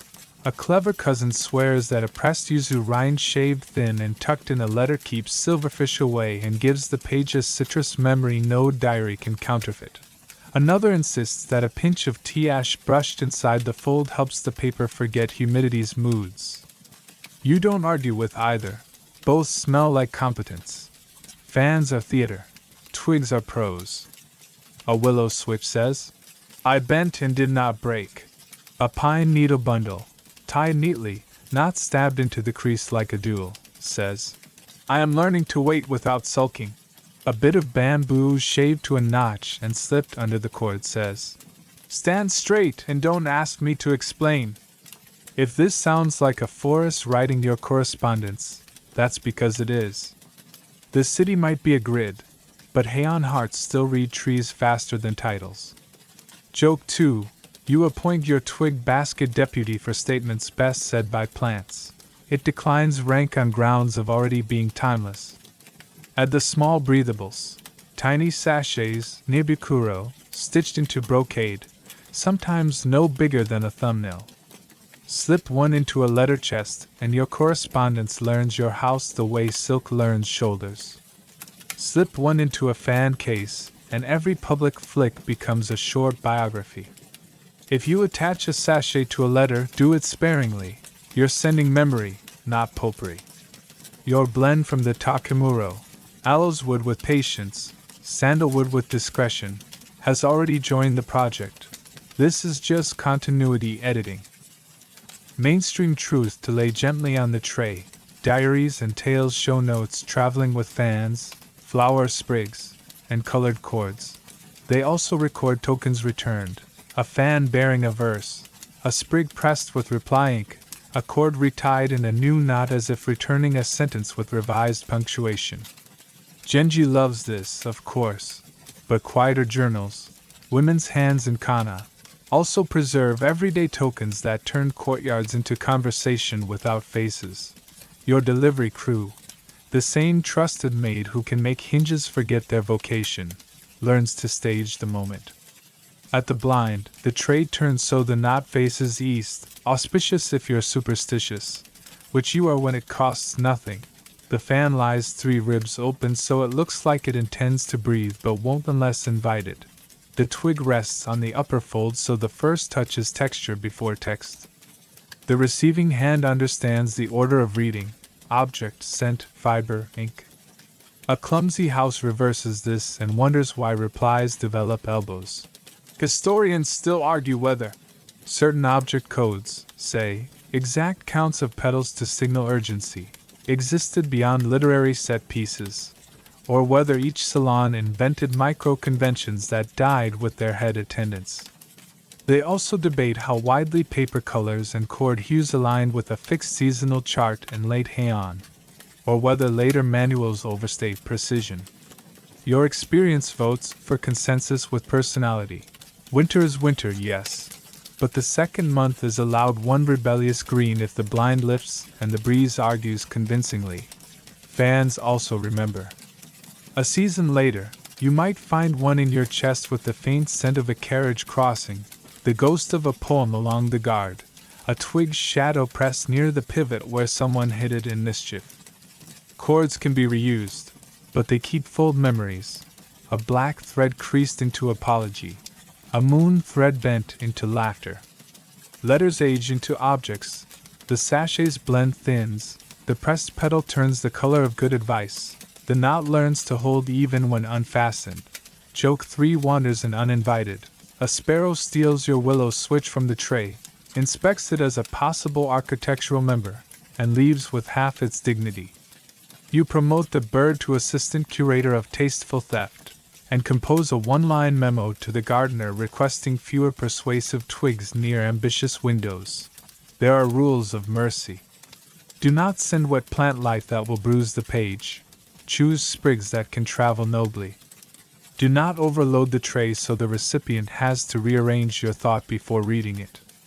If a fan carried a public verse, do not smuggle a private howl under its guard unless the relationship can survive comedy. And always assume a maid will handle everything you send. Respect her hands with soft knots, no pins, no secrets that bite. Mainstream fact, folded gently into the margin. Some fan types, like a komoji, are associated with women's wear, while hyogi of Cyprus become emblems in court ceremony. Men and women at court both composed on fans and traded them during games and festivals. The fan exchange could be flirtation, apology, or team sport, and picture scrolls show fans as letters tucked at blinds the way a quick mind tucks a joke where only the correct person will trip on it. When the tray returns with your fan, there may be a twig answer bound under the guard or a cord retied with a tiny asymmetry that only your wrist will read. A pressed reed might whisper, "River," and you'll know to shift the poem's scene from veranda to bank. A little clove ghost where you never sent clove might be a signature you're invited to recognize. The objects keep the conversation parallel to the words. Two roads running side by side so that if one is crowded, the other can carry meaning quietly home. You put the tokens back in their nests. Feathers in a drawer that smells like sandalwood, cords coiled like tame snakes, fans asleep with 3 ribs open so they won't learn stubbornness. Your letter rests with a plum that will be memory by morning. The room, satisfied with its adverbs, resumes being a room. And you, who have learned to speak with things so your words can stay soft, lean an elbow on the writing desk and feel how a fan or a twig can finish a sentence your brush began. The carp turns once in the pond like a period at the end of a line. The blind breathes. The hinge remains retired. The next letter will not have to work alone. No letter in this world walks alone, it hires footsteps with manners. You hear them before you see them. The hush of sleeves held close, the soft bump of a tray edge against a hip so lacquer won't remember the wall, the tiny breath a servant lends a lamp to keep the flame from getting ideas. This is the go-between's hour, when words acquire legs and etiquette becomes a map. You signal with small weather. A bell isn't necessary. A tap of tray to bamboo blind, not the frame, never the frame, tells the room there is something worth hearing. The blind answers with the faintest string sigh. If no one should see even a shadow, a second attendant lifts a quicho curtain into place so the exchange can be all sound, no line. Meanwhile, your trusted maid, she knows which hinge retired last week and which only took early leave, steps half back, head lowered, hands horizontal so the tray becomes a small stage on which nothing will fall off. Go-betweens carry the choreography of tact in their ankles. They know how long to pause after the first tap, the length of a thrush's call, how far to tilt the knot so its loop shows without boasting, how to slide the fan so 3 ribs open themselves and then think better of it. If a reply is expected on the spot, they shift the lamp to the left so the brush hand will not quarrel with its own shadow. If the message should ripen, they set the lamp behind so the paper glows like a private moon and no eyes hurry. Mainstream fact set gently on the tray. In Heian palaces, ladies-in-waiting, Naishi, Niobo, and senior attendants served as intermediaries, conveying poems, petitions, and private notes through blinds and corridors. The Kuroto Bureau of Palace Attendants, managed documents for the sovereign. But within inner quarters, women's hands moved information with precision and discretion. Diaries in Kana, Kadro Nikki, Izumi Shikibu Nikki, the journals shadowing Genji, rehearsed this quiet traffic. Tapping blinds, timed replies, sleeves speaking before faces. Your maid is loyal to the minutes. She will not let a morning note arrive with afternoon breath, nor will she return a night reply before the watchman's clappers change their rhythm. She keeps weather accounts too. If the wind at the south veranda is playing editor, she chooses the west corridor where letters don't learn to flutter. If a rival carriage waits at the gate with a clove that wants to be famous, she times your delivery to cross after the fame has drifted. Historians still argue whether all this nighttime visiting, the yobai that literature loves, was a routine aristocratic practice or largely literary theater, a stage where Genji taught generations to imagine the court as perpetual moonlight with opinions. They also debate the radius of movement for elite women, how often they left compounds except for festivals and pilgrimages, and how much real traffic those blinds saw compared with what diaries curated. Your corridors don't require a verdict, they require conduct. Whether the scene is daily life or best room memory, timing with manners remains the grammar. A go-between's vocabulary is mostly angles. The tray at breast height announces pressing business. At waist height it says consider me when convenient. A lamp held a hand's breadth away from the blind means the sender stands nearby. Set farther, and it means I come as the letter's shadow, not its echo. Even footfall spacing speaks. 3 silent steps after the taps sell calm. 2 suggest urgency without panic. Joke 1. You promote footfalls to assistant ministers of subtitles, since they translate without ever learning kana. Inside the blind, someone must listen beautifully. The receiving attendant does not attack knots. She persuades them, loosening thread memory without scarring. She reads order, object, scent, fiber, ink, so the letter comes alive in the right sequence. If a reply is requested, she slips felt beneath the inkstone so the brush's hair-soft hiss won't reach the corridor. She warms the paper above the censor, never over it, and clears a lane for the poem's diagonal to land without stepping on Sunago's shimmer. There is also the art of no in a house that loves yes. A go-between never closes a blind with speed. She lets it return to its place as if the room chose silence. A declined invitation does not travel alone. It escorts itself with season. Perhaps a sprig of willow for bending, perhaps snow-white paper that admits the day is not for blossoms. The tray goes back level to say the refusal isn't an opinion about the sender. Joke 2. The tray receives 7th rank for diplomacy, because it carries more peace than 3 monks in a sermon. Timing is the house's secret calendar. A morning after letter wants to arrive before breakfast rice forgets to be steamed. A festival verse should reach the blind while lantern light still thinks in colors. A condolence poem travels half a day slower than congratulations and uses palettes that breathe rather than shine. Your maid keeps this metronome on your behalf. She also knows the trick of echo. If yesterday's letter brought plum and snow, today's reply can answer plum with bud or snow with willow. Not to contradict, but to complete the weather. Quirky tidbit to tuck into your sleeve. Some go-betweens carry a tiny wedge of plain wood, just a breath of cedar, to slip under a noisy blind foot while they work. The wedge borrows the floor's complaint, gives it a nap, and then leaves no trace but competence. A cousin of that tool is the silk-wrapped finger kept ready to quiet a squeaky cord. The house will thank them by not remembering it ever had a problem.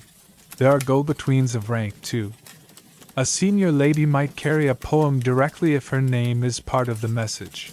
A junior bears drafts and experiments, allowing the sender to pretend modesty even when the poem is practicing bravado. At certain gates, men's offices intercept formal petitions. Within inner rooms, women's corridors remain roads of record. Between them lies the city of whispers, footmen, pages, chamberlains, each with rules about what can pass, how it bows, and which lamp it prefers. Historians still argue whether particular tap patterns or verbal formulas, a set number of coughs, a half-heard exchange, were standardized across the capital or largely house dialects. Manuals written later love rules. Lived palaces likely loved competent flexibility. Your maid votes for dialects. She can speak 3 without changing her shoes, and only makes mistakes on days when oxen decide to write their memoirs in the street. Go-betweens protect reputation as fiercely as they protect paper fibers. If a reply must not be seen leaving one house for another, they weave a route through veranda shadows and service corridors where charcoal thinks it is king. If a rival carriage waits at a familiar corner, they borrow a shrine path so your scent meets cedar and wind before it meets opinions. They also know how to stage an accident, a tray placed for a moment on a quicho's far side while a screen is adjusted buys 10 respectable heartbeats for a reader to get ahead of their face. Mainstream truth, folded again. The social temperature of exchanges could rise or cool by who carried the tray. A letter handed through by a respected senior gave the words weight. One sent by a junior might be read as trial balloon. The same poem could change species depending on whose footsteps announced it. Joke 3 slips in with the watchman's hayashiji.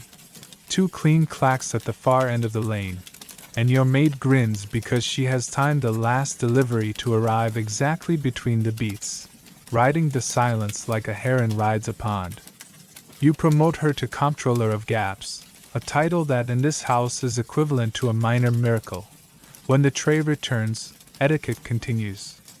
Your maid sets the reply to the right of your inkstone if the message invites quick answer, to the left if it prefers consideration. She places the cord ends toward you so your hand's first touch is consent, not struggle. If the letter should live in your pillow box, she warms the sachet drawer before she slides it in so memory will have somewhere soft to sit. And when nothing comes back, because sometimes silence is also handwriting, she does not look at you with news face. She pours tea, straightens a MO train that never once misbehaved, and adjusts the knot on your fan so its loop lies hopeful but not expectant. The corridor breathes. The carp edits the pond. The hinge enjoys retirement. You remember that the gentlest etiquette this house teaches is the one you offer yourself. Let timing be timing. Your go-between has already arranged the world so that when the next letter does arrive, it will feel as though the house had been waiting kindly all along. Tonight the letters rest and the noses take charge. Cushions form a small constellation around a low stand. A brazier sits at the center like a polite planet. Ash has been combed into a tidy mountain with an even slope so heat behaves like a well-brought-up rumor. You arrive with sleeves arranged for non-committal agreement, and take your place among friends who have promised to let the evening be decided by air. Someone raises a hand and says the verb everyone loves. Listen. Not smell, that would be work. Listen to incense, as if the chip had something to read aloud and all you needed to do was not interrupt. First comes the prelude, charcoal to glow rather than boast, mica to keep woods from scorching into autobiography, ash resettled with a spatula that thinks it's a comb. The host sets a tiny aloes wood shaving on the mica and sends the cup to its first listener. You don't inhale like a bellows.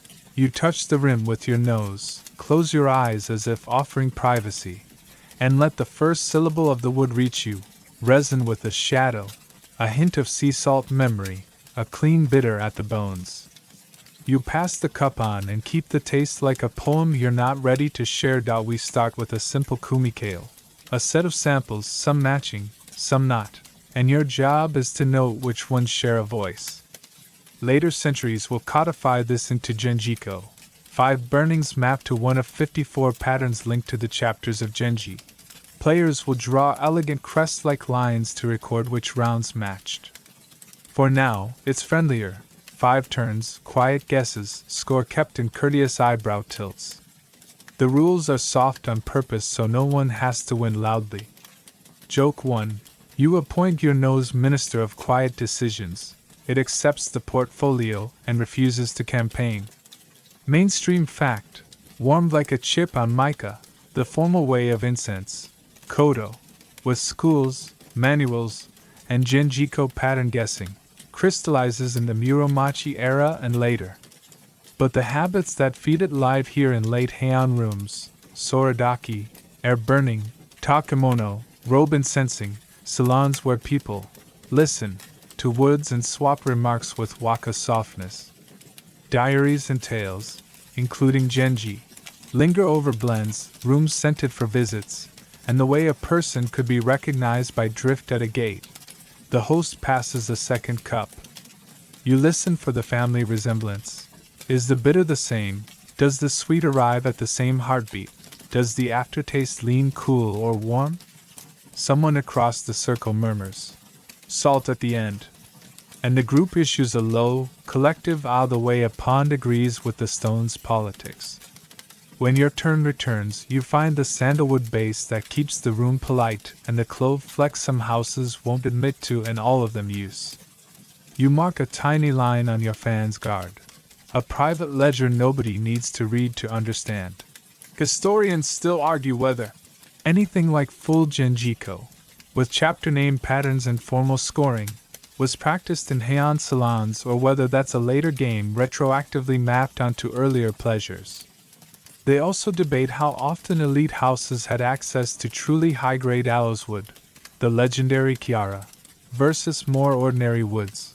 Trade certainly brought fragrant timbers north, but quantities and qualities in your exact decade keep scholars cheerfully suspicious. Your circle happily declines to solve this. The point is listening together until the room feels civilized by agreement. Round 3 introduces a curve, a kneaded pellet, Nariko, so the honeyed binder softens edges and the wood reads like poetry written in shade. Someone smiles into their sleeve. Plum pit at the finish. And you know they mean the faint sour undernote that keeps the sweetness from forgetting its manners. The host shakes a feather once to lift the plume away from the silk at your knees, and the entire circle adjusts posture as if a new paragraph has entered the scene. Quirky tidbit to tuck into your sleeve box. Seasoned players keep a little pot of roasted tea or salted plum nearby to reset the palate between rounds, just a pinpoint. Any more would argue with the woods. Others count heartbeats, 7 for sweet, 5 for bitter, so recollections arrive measured, not blurred. A very serious scent adjusts which nostril leads as if alternating violin strings.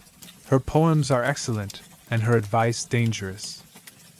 The host announces a theme, call it Rain over Reeds, and you listen for weather rather than notes. The cup goes round. Aloes wood shows a wet slate quality at the start. Sandalwood brings up warmth like a hidden brazier. Someone's tiny cinnamon flirts, and then behaves. When you speak, it is in waka length rather than lecture. Reed blinds breathing rain. A coal under the sleeve laughs. Salt on the last note. If the moon visits early, let it borrow our ash BD. And O1 claps. They exhale approval. That's the currency here. Historians still argue whether the famous 6-country and 5-taste taxonomies for aloes wood, the Rikikugomi classification later schools teach, reflect Heian cognition or later doctrine. The idea that would speak in sweet, sour, spicy, bitter, salty, and hail from named provenances, some legendary, is oldish, but who used which lists when is happily muddy? Your circle solves it their way. They name what they can taste and leave the passports to poets. Mid-evening mischief appears on cue. A cousin who swears she never competes proceeds to win without trying, not by guessing faster but by describing better. The second one has a shadow like lack of cooling, she says, and the entire room can suddenly smell temperature. Joke 2. You promote her tongue to undersecretary for useful metaphors and vow to copy her answers with different adverbs. Across from her, a gentleman commits the cardinal error of volume. He sniffs like a bellows and declares, "Clove!" in a tone that startles even the charcoal. The host smiles, tends the ash, and the circle kindly pretends not to notice. Someone suggests Genji for the record, 5 burnings, a pattern drawn afterward. You play a friendly proto-version. When rounds match, you lay a short line on a slip. When they don't, you leave the space empty. At the end, your lines make a small ladder that could be a chapter if a later age decides to name it. Nobody argues. The pleasure is in seeing agreement appear in graphite without anyone having to declare it. Mainstream truth, tucked by the feather. Later Kodo gatherings treat the drawing as part of the art. Genjimon crests as score, and give lovely names to bundles of woods, kumiko. But even now your Heian circle is doing the same cognitive work, pattern recognition, memory under restraint, language softened to fit air. It's the same impulse that made Waka a password and robe layers a season, taste standardized into courtesy. Practical etiquette keeps the evening kind. The host turns cups so the same lip does not visit every nose. The feather learns to herd smoke away from lacquer and hair oil. Sleeves are arranged so linen doesn't borrow scent it can't return. If someone sneezes, they become poetry at once. Snow over reed blinds, forgive me. And the room accepts the apology with a unison nod. Joke 3. Unite the feather marshal of small weather, on the grounds that it has prevented 4 catastrophes and 3 romances this month. Historians still argue whether the language of incense personification, woods with temper and age, ships with voices, reflects Buddhist scholastic influence, Chinese literary models, or the simple fact that anthropomorphism is what humans do when something refuses to be a list. They also debate how far women participated in structured incense contests versus private salons. Texts give glimpses, not surveys. Your circle, full of women running the room, files the debate under the feather nose. By the last cup the ash hill has become a sleeping fox. Its slopes adjusted so often they now remember every hand. The room's scent is layered weather, resin under honey under faint spice, with the minute salinity you only learn to hear after a dozen evenings. The brazier ticks once like a thought deciding to rest. Someone closes the ledger with a ribbon the color of reed sky, and you feel how the game has rehearsed exactly what the city needs from you tomorrow. Notice first, name gently, match patterns without turning them into verdicts. On your way back along the veranda you carry a sleeve that speaks low and a mind calibrated to kettle volume. Your pillow letter can borrow 2 words from the evening, salt at the end, and any correct reader will smile into the paper.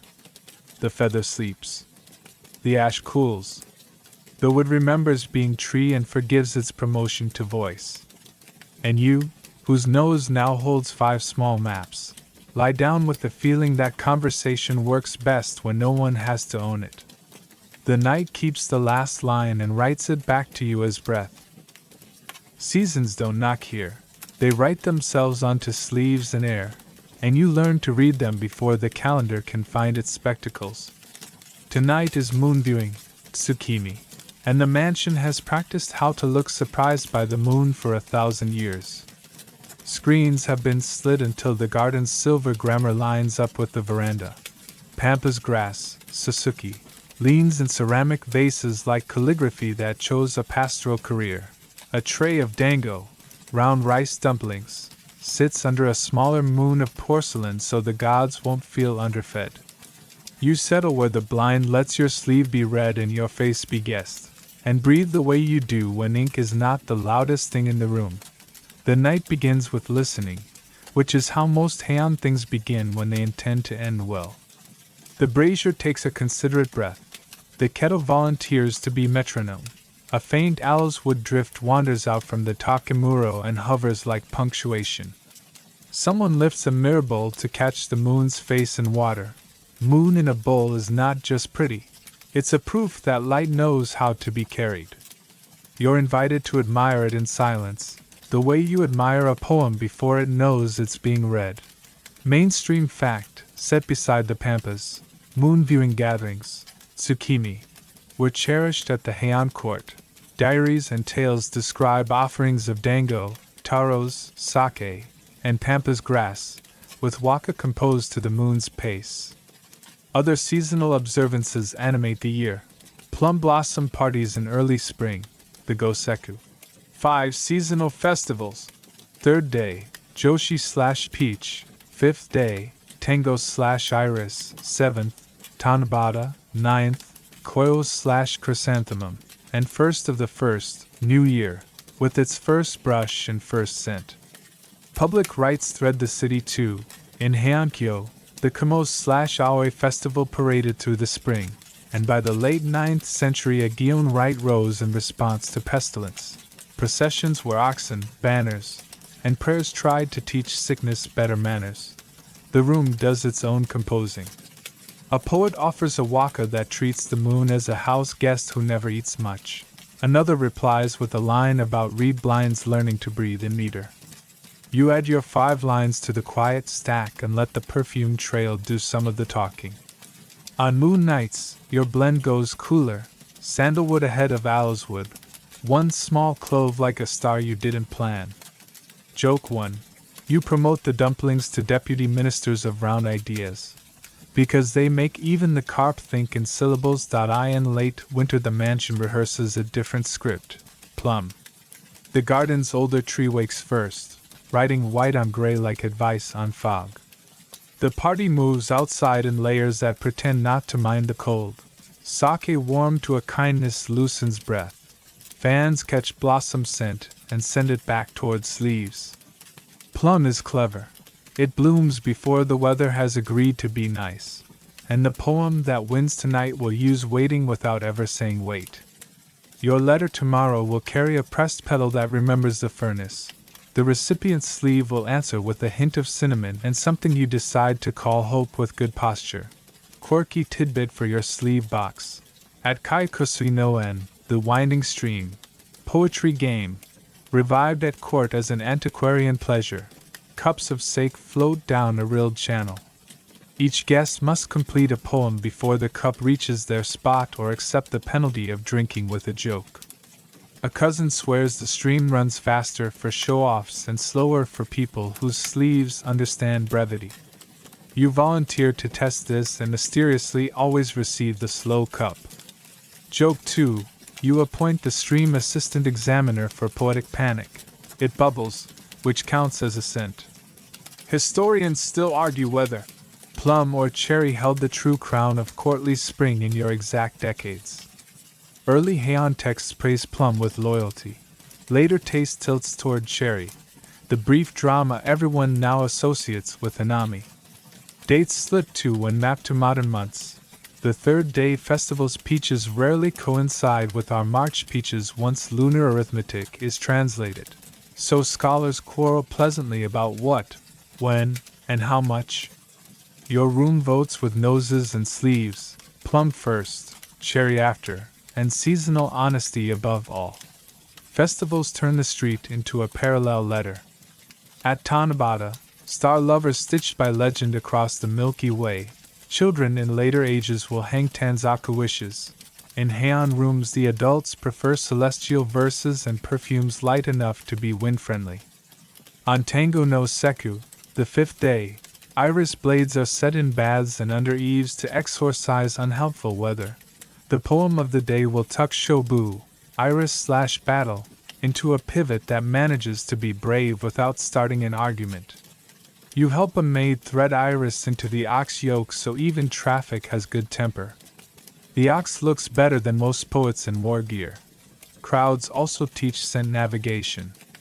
A festival avenue becomes a Kodo arcade, grilling smoke here, cloister sandalwood there, a ribbon of aloes wood from a procession box, and somewhere, clove misbehaving. You practice what the city rewards, arriving, registering, not lingering, and where blends that bow and step back. Your sleeve becomes a seasonal caption in motion. Your fan catches pollen gossip and returns it as poem weather by night. Mainstream truth, tucked under the tray of taro, the Aoi, Kumo, festival, already ancient by Heian, moved through the capital each fourth month, with ox carriages, courtiers in layered robes, and sacred branches of hollyhock, Aoi, marking participants. Gion writes, from 869, assembled portable shrines to calm epidemics. Later they flower into Gion Matsuri. But even now the principle holds, procession as medicine, order as incense in the street. The palace measured itself by how well it could carry season without dropping it. Moon viewing returns before you've finished admiring plum, because seasons overlap like good robe stacks. A cloud drifts in, tries to edit the moon, and leaves it improved. Someone places a koto near the veranda, not to perform, exactly, but to remind the night that strings exist. You let your hand rest on the bridge. It hums once and falls silent. The sound joins the ledger where perfume, sleeve, and verse already live like housemates who share chores. Historians still argue whether some of the festival portraits in Emaki scrolls are documentary or aspirational. Did everyone truly wear that many layers and stand that serenely? Were processions as wide and orderly as the painter's brush prefers? They also debate the audience. How much of the capital participated beyond corridors of rank? Your veranda chooses a diplomatic answer. The scrolls show how the day wanted to feel. The dust under your MO shows how it actually walked. Both are true enough to make a poem that won't embarrass anyone. Joke 3 arrives with the moon's reflection. A carp leaps and briefly becomes two moons arguing. You promote the carp to vice minister for duplicate celestials and awarded a demotion back to fish when it splashes your sleeve. The sleeve forgives. Sandalwood finds its manners again. The dumplings continue their civil service. The year keeps its ledger and your pillow book keeps a copy. First brush of New Year, when you grind ink with the crisp certainty of beginnings. Third month's peach, when you trade sprigs for promises that no one intends to audit. Fifth month's iris, when baths smell like clean decisions. Seventh star ladder, when you write a verse to a river that refuses to answer. Ninth's chrysanthemum, when you roll dew-kissed petals on gauze and pretend it's medicine. The joke has a pedigree and a pleasant aftertaste. Between them, a dozen moon rehearsals, a dozen plum confessions, and 100 small breezes that move news without ever carrying names. You close the night the way the room closes letters. Object, scent, fiber, ink. Object, the moon, returns to its drawer of sky. Scent, aloes wood and grass, thins to memory you won't have to work for. Fiber, your sleeve, learns a new fold that will smell like silver in the morning. Ink, your verse, dries on paper the color of cool water, just in time for the kettle to decide it has done enough metronome work for one evening.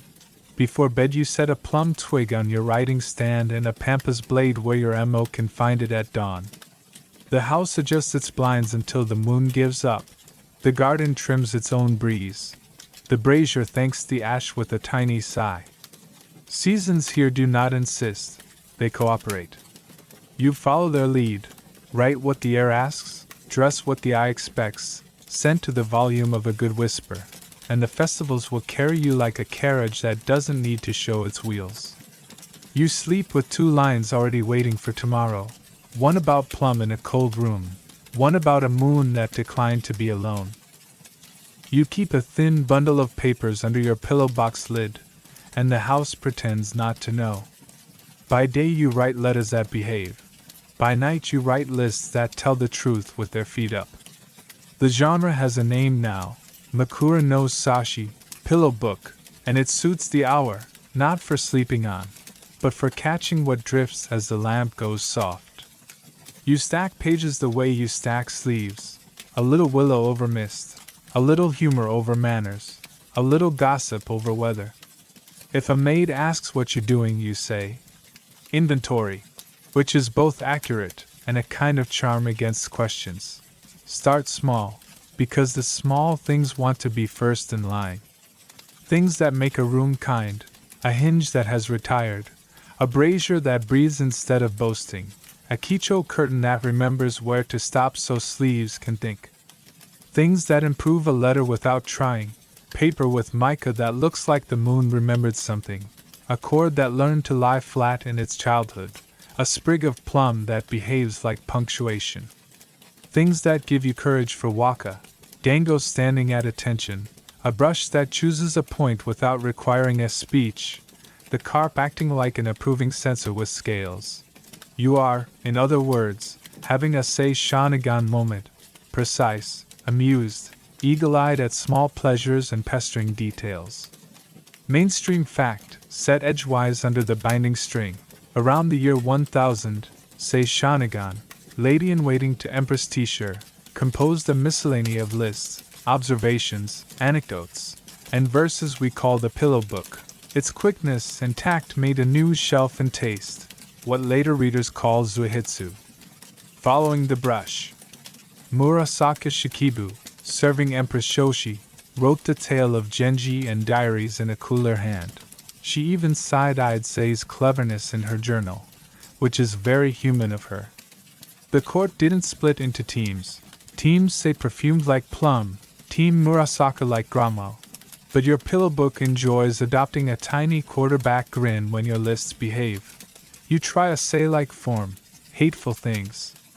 A clove that enters a room convinced it is the entire poem. A reed blind that pretends to be a harp in a crosswind. A reply that arrives before the kettle can finish one polite breath. Delightful things. Ink that dries with a whisper you can feel in your teeth. A fan returned 3 ribs open, as if the verse were peeking out to check the weather. A go-between who owns a wedge of cedar that persuades any blind foot to apologize. Joke 1. You appoint the cedar wedge undersecretary for apologies you won't hear out loud. It accepts with the vow of silence. Your lists make rooms.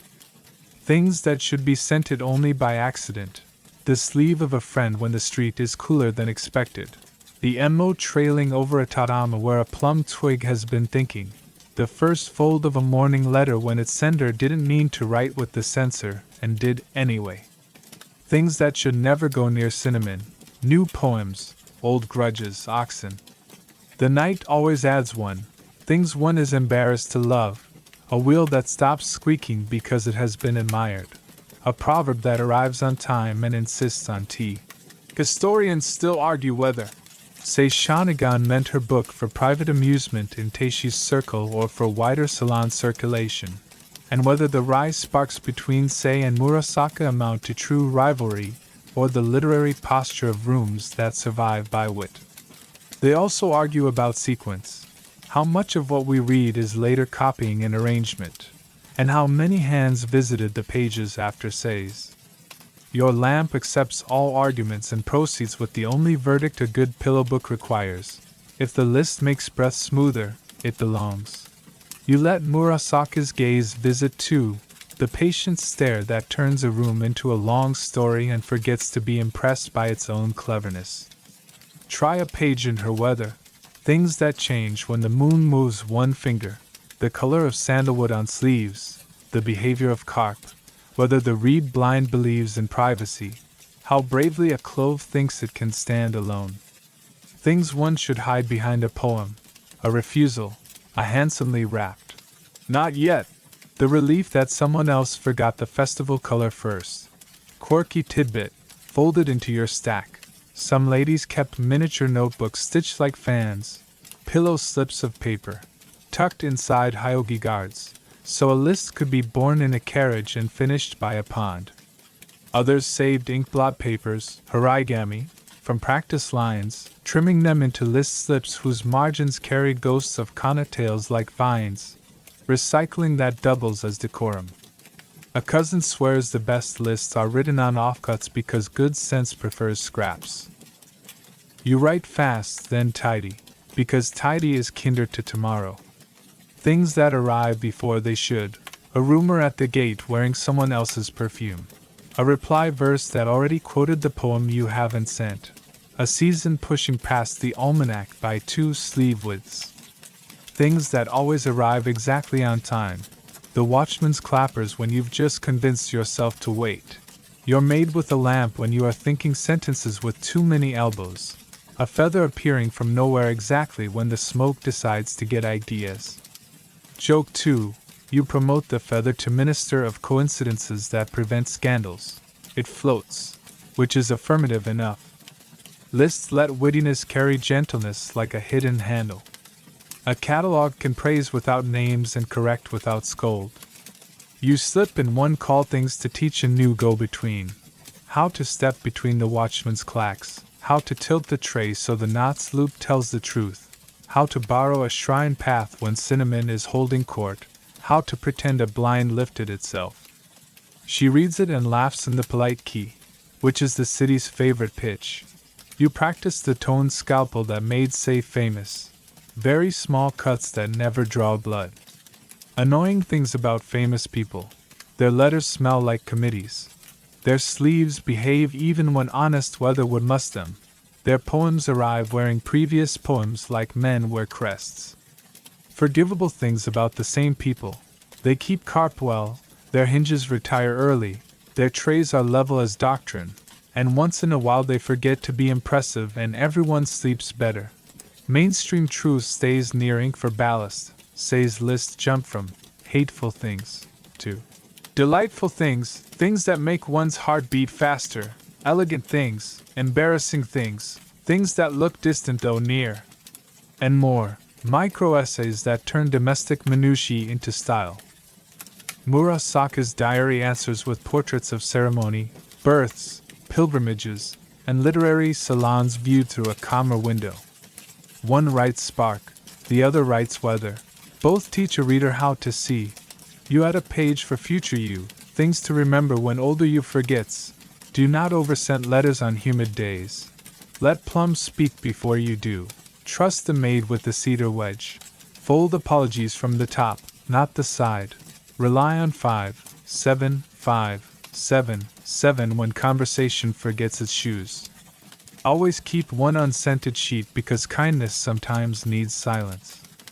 Joke 3. Unite unscented paper as guardian of rooms that already smell like wisdom. It does not bow, which is its answer. Historians still argue whether Suihitsu as a genre crystallizes with say or only later when scribes and critics decide the box requires a name. They further argue whether women's writing was sidelined by labels like women's hand, or whether those labels gave cover for a freedom of tone that official prose couldn't afford. Your pages shrug elegantly, which is the correct response to taxonomy at midnight. You tuck the bundle away and the room nods. Pillow books aren't official ledgers.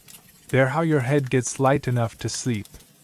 The lamp gives you one last permission slip, things worth carrying into dreams, a blind that lifts the width of a breath, a fan with 3 ribs open for luck, the ash bed shaped like a fox, the cedar wedge with its secret job, a moon that visits the bowl and behaves, a plum that does not ask the calendar for consent, and the faint line of owlswood that means someone kind is near but not urgent. When you lie down, the lists keep listing themselves, but they do it quietly, like a good neighbor's party at the perfect distance. You are not Sei, you're not Murasaka either. You are a person the house trusts with small accuracies. And in this court, where sleeves speak and letters breathe, small accuracies are how the night remembers to be gentle. You put the papers to sleep and promise to wake them when the hinge retires, the carp edits the pond, and the feather asks for work. The pillow learns your next title, archivist of trifles that matter. It accepts. It doesn't snore. Secrets behave best when they can breathe. After the moon has gone back to its drawer and the carp has signed the pond one last time, you kneel at the low stand where boxes keep the quartz quieter verbs. Lids remember your hand, cords remember your patience. A small sashibako, a letter chest, waits with the scent of sandalwood it learned by sleeping near the takemuro. Beside it sits the makurabako, your pillow box, where drafts live like shy cousins. Farther back, a light kiribako of polona wood, good against damp and insects, holds bundles for longer naps. You aren't hiding scandal, you're storing temperature, keeping kindness warm, cooling excitement until it can be read politely. You sort by weather rather than scandal, a habit your maid teases you about and then copies. Letters that smell like plum and snow sit together. River poems bind into a small delta under a silk ribbon the color of silt. Festival notes. Moon, chrysanthemum, star, stack where your hand can reach them without waking anyone but the hinge. Each packet gets an outer wrapper in plain paper that refuses to gossip. The inner folds, the mica, the cloud bands, the mountain-torn edge can sparkle at their leisure later. For now, the wrapper wears your small seal and a one-line memory in kana. Read blinds breathe well. Reply before first clappers. Joke 1. You promote the wrapper to Minister of. Nothing to see here. It accepts with a matte finish. Mainstream fact, tucked where the lid can hear it. Heian households cared for papers and textiles in boxes and chests made of polona, kiri, or cypress, hinoki. Woods valued because they are light, dry quickly, and resist pests. Diaries and later manuals mention letter boxes and writing chests, sachets, near bukuro, of aromatics lived in drawers, while garments and sometimes papers were fumigated, takemono, by tenting them over gentle incense so scent and a little insect caution would enter the fibers. You make the fumigation weather yourself. Ash into a level dune. A charcoal ember tucked to one side, a mica plate laid like a small moon. You choose a low blend, sandalwood's cream and a breath of aloes wood, with no cinnamon tonight. This is for memory, not announcement. A folded letter visits the warm lip of the censer, not the heat's mouth, and comes away with just enough to remind its paper why it exists. The box that will host it is pre-scented. You unpocket a tiny sachet stitched from brocade and tuck it in the corner, a roommate with good manners. You protect as you perfume. Cedar shavings in a gauze pouch nestle between packets. A thin camphor chip hides beneath the tray to suggest insects choose a different profession. Your maid adds a sliver of charcoal wrapped in paper, quirky tidbit worth keeping, because charcoal is a quiet desiccant. It drinks damp before damp remembers mischief. In 5th month you'll swap in a few iris blades, shobu, dried from the bath festival. Under eaves they chase bad weather out of heads, and in drawers they do the same for paper. You also store silence. Some letters earn return copies.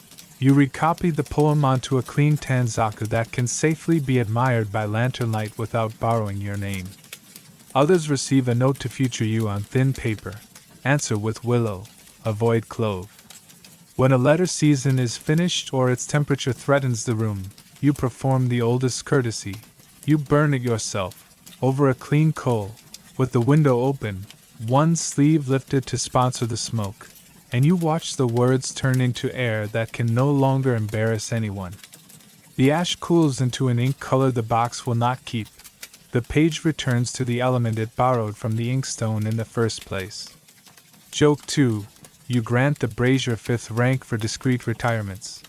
It bows with a single puff and refuses interviews. Historians still argue whether lovers and courtiers in the late Heian routinely recopied correspondence for archival boxes, or whether most letters lived briefly and were lost or burned, with anthologies preserving only the poems. They debate how much system lay behind the boxes we glimpse in diaries. Were they a personal filing cabinet with stable categories? or ad hoc nest curated by mood? The safe bedtime verdict, a bit of both, keepers for craft and season, embers for the words that worked once and should not work twice. The boxes themselves practice privacy by modesty. No locks, that would be a kind of shouting, but cords that remember your fingers, lids that seat with a sound only your ear notices. You place a felt pad under one corner so it won't squeak when a curious afternoon tries to borrow an evening's rights. A small ledger tucked under the tray, 3 columns in kana, records. Sent, held, returned. If the page shows more held than return, you adjust your timing before timing adjusts you. Mainstream truth, pressed into the margin, the Shosun repository, earlier than your century but instructive, preserves aromatic woods, cloves, and storage textiles, evidence of long-distance spice and incense trade and the court's fondness for perfuming and careful keeping. Heian texts carry that affection forward. The Hyogi cypress fan often appears scented, and letter chests are named furniture in picture scrolls. Your go-between participates in the secrecy that isn't scandal but craft. When she returns with a reply meant for keeping, she lays it to the left of the inkstone, think first, and quietly moves the sachet so the box will learn the newcomer's voice. If the reply is too perfumed for storage among cool papers, she airs it by the veranda for a dozen heartbeats, just enough to persuade Clove to remember humility. If a letter arrives on humid days, she warms the box with fanning before the lid settles. Breath belongs in poems, not in seams. Historians still argue whether moth and insect warding in Heian rooms relied mostly on aromatics, cedar, camphor, clove, or on smokes and drafts, venting, seasonal fumigation days that later custom calls mushibashi, airing to drive out insects. Manuals written after your century tend to codify. Diaries suggest household pragmatism. Whatever kept silk unbitten while leaving ink legible was orthodoxy enough. Some afternoons you audit the letters as objects the way you audit robes. Do the cloud bands still glow in lamplight, or have they dulled into rain? Has the mica turned shy? Does the torn ridge still red mountain, or has time filed it into plain? If a page is buckling, you press it between 2 cool boards lined with paper, a slow correction that keeps fibers from sulking. If a sachet grows loud with age, you open the drawer and let it confess to the garden for an hour before returning it to useful whisper. Joke 3. You elevate the garden breeze to acting abbot of overexcited sachets. It accepts by ignoring you, which is the correct response. Inside the sashibako, bundles carry seasonal cords, pale willow for spring, moon white for restraint, gold brown for harvest. Cords teach fingers memory. This packet opens toward the blind, that one toward the brazier. Tiny paper labels, just a slip, say. Answer sent, copy kept, compose alternate. You are not hoarding. You are curating a room where future poems can be brief before they leave to live their brief lives. Of course the house knows your best secret. Some letters never enter a box at all. They live in fabric. The hem that remembers plum night, the sleeve that believes moon viewing still needs a verb. Others move into fans, a guard with a faint owl's wood echo that reappears when the ribs spread for a quick verse. 1 or 2 become air. You open the window, read the poem once, and let the room keep it unwritten where it can do less harm and more good. As you finish, you thank the furniture, which is to say you thank tomorrow. Lids settle. Cords lie flat without sulking. The Polona box is light in your hands in that way only experienced what can be. The censer lid lowers with a final yes. Smoke spends its last grammar in the corner where paper likes to fall asleep.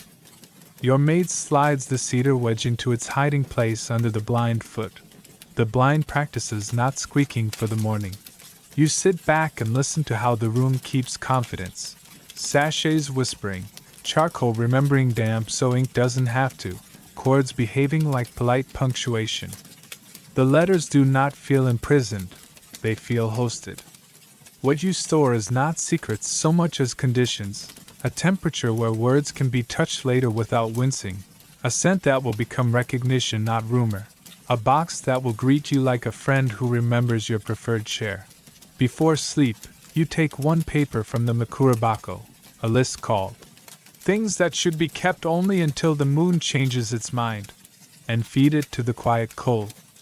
The characters separate into small weather. The ash learns humility. The room holds less and better. You close the last lid with the soft click that means future you is forgiven in advance. And you let the house write its own scented period at the end of the night. By the time the lamp forgets its bravado and remembers to be a moon with responsibilities, you notice the quiet arithmetic of loss at work. Ink lightens.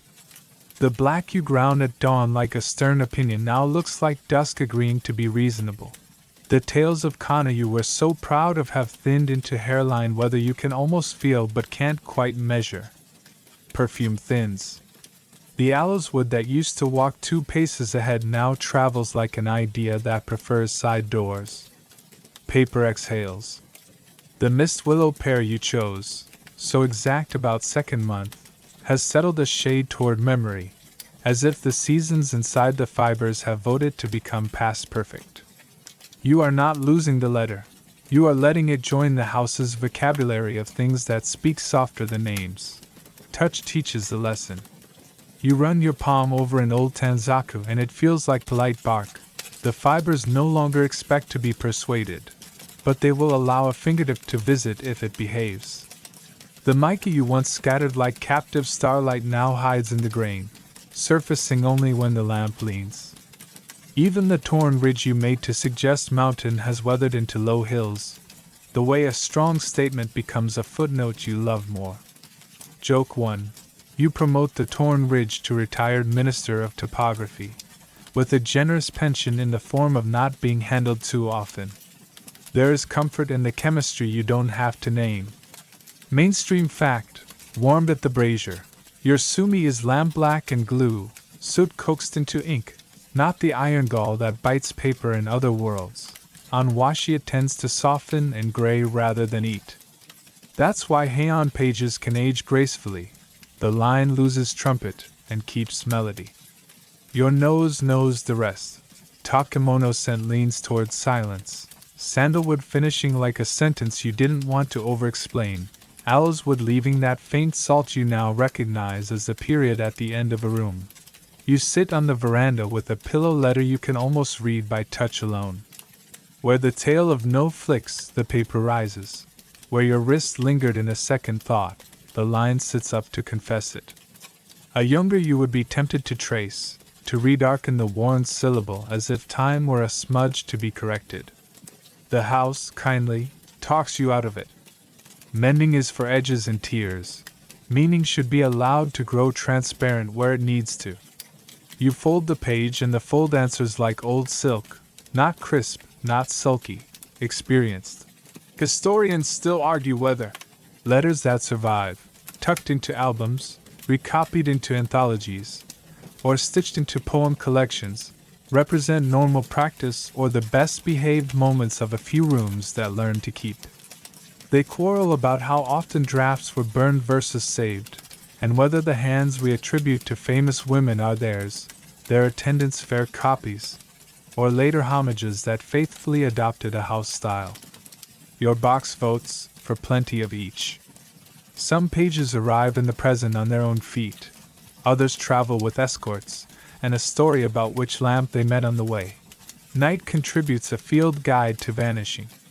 A fan you used in summer still smells, barely, of sandalwood with good posture.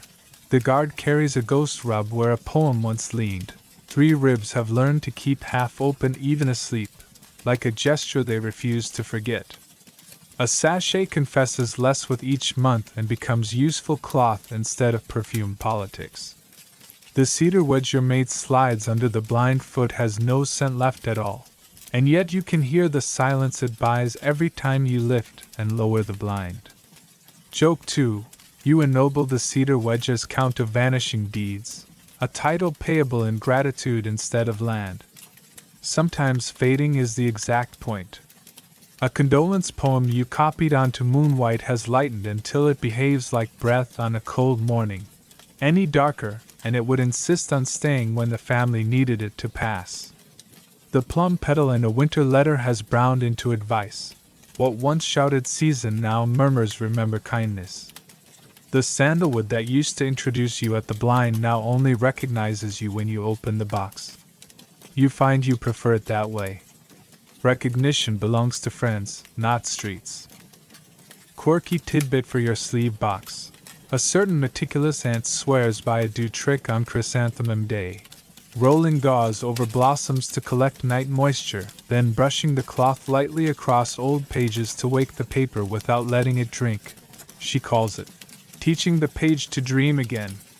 You test it once on a stubborn corner and admit, privately, that the dream arrives on time and leaves no gossip. Some things, of course, refuse to fade. The famous Ranjatai, that great owlswood log resting in the show sewing with a history longer than 100 pillow books, keeps its legend, and emperors will still clip it in later centuries as if borrowing royalty from a tree. Mainstream truth. The treasury preserves fragrant woods and spices older than your pages. Proof that scents travel as boldly as poems. You smile at the thought, somewhere a log enjoys centuries while your sachet accomplishes its quiet decade and retires in good order. You put your ear to the boxes and can almost hear the room's future inventory, edges that have stopped asserting themselves, cords remembering knots as muscle memory, labels that ghost through wrappers as if the kana had chosen translucence on purpose.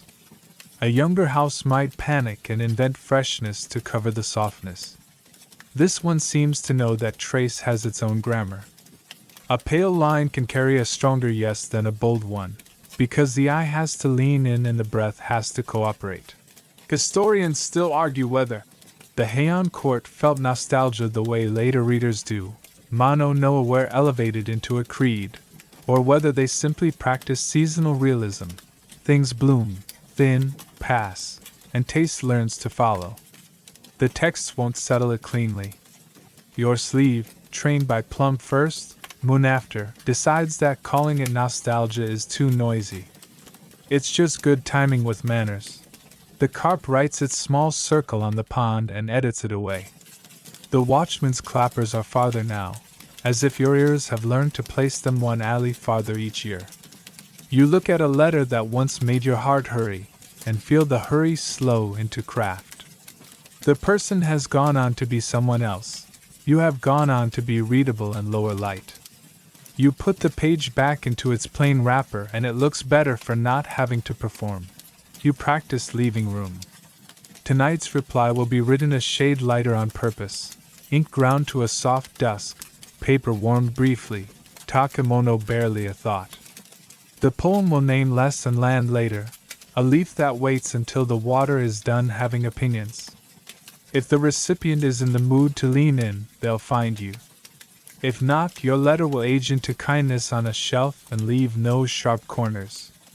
Joke 3. You assign your reply the office of assistant to the assistant of not making trouble, which comes with the perk of early retirement into the sashibako. The feather you used to steer smoke has lost body, and yet it still finds plumes with an accuracy that feels like gratitude. The ash bed in the censer has become fine as flour. One gentle comb and it remembers mountain from habit. The hinge remains retired. The kettle keeps being metronome. You understand that at some point houses also learn to speak in traces, not the lacquer's shine but the places where hands learn to avoid touching, not the screen's painting but the lighter spot where a lamp once preferred to stand. When you finally lie down, you make a list on the inside of your eyelids, things that are better as traces moon in a bowl after the guests have gone. The salt at the end of owlswood when everyone agrees not to mention it. A kana tale that vanishes into the idea of a sound. The sandalwood memory in a sleeve only its owner will ever notice. A plum petal that turned into counsel. The silence left by the cedar wedge under a blind's troublesome foot. You keep the list short, because even lists become louder than necessary if you let them. Your last act of the night is not to write, but to not write. You set an unscented sheet on the desk like a promise to tomorrow. You will add only what the room cannot say on its own. The rest can be trace, because trace is how the palace keeps grace when the lamps go humble. Somewhere in the boxes, ink is turning tender, perfume is turning polite, and paper is turning true. You close your eyes with the feeling that absence is not a gap here, it is a craft. The letter you don't send tonight may be the kindest one in the house. The room learns your exhale and answers with one of its own. The lamp lowers itself a finger. The blind remembers to breathe. The kettle keeps a pulse so steady you begin to think in its tempo instead of in hours. Your sleeve, sweet with the last, faint salt of aloes wood, rests near the inkstone like a quiet animal that has decided not to speak. The cedar wedge under the foot of the blind does its small, uncelebrated miracle. Silence stays where you left it. The feather retires to its tray, still able to find smoke in the dark, should smoke forget its manners and rise. You let the day fold itself the way a letter does when both sides understand each other. First the object, the box that knows your hands. Then scent, already softer, already choosing memory over introduction.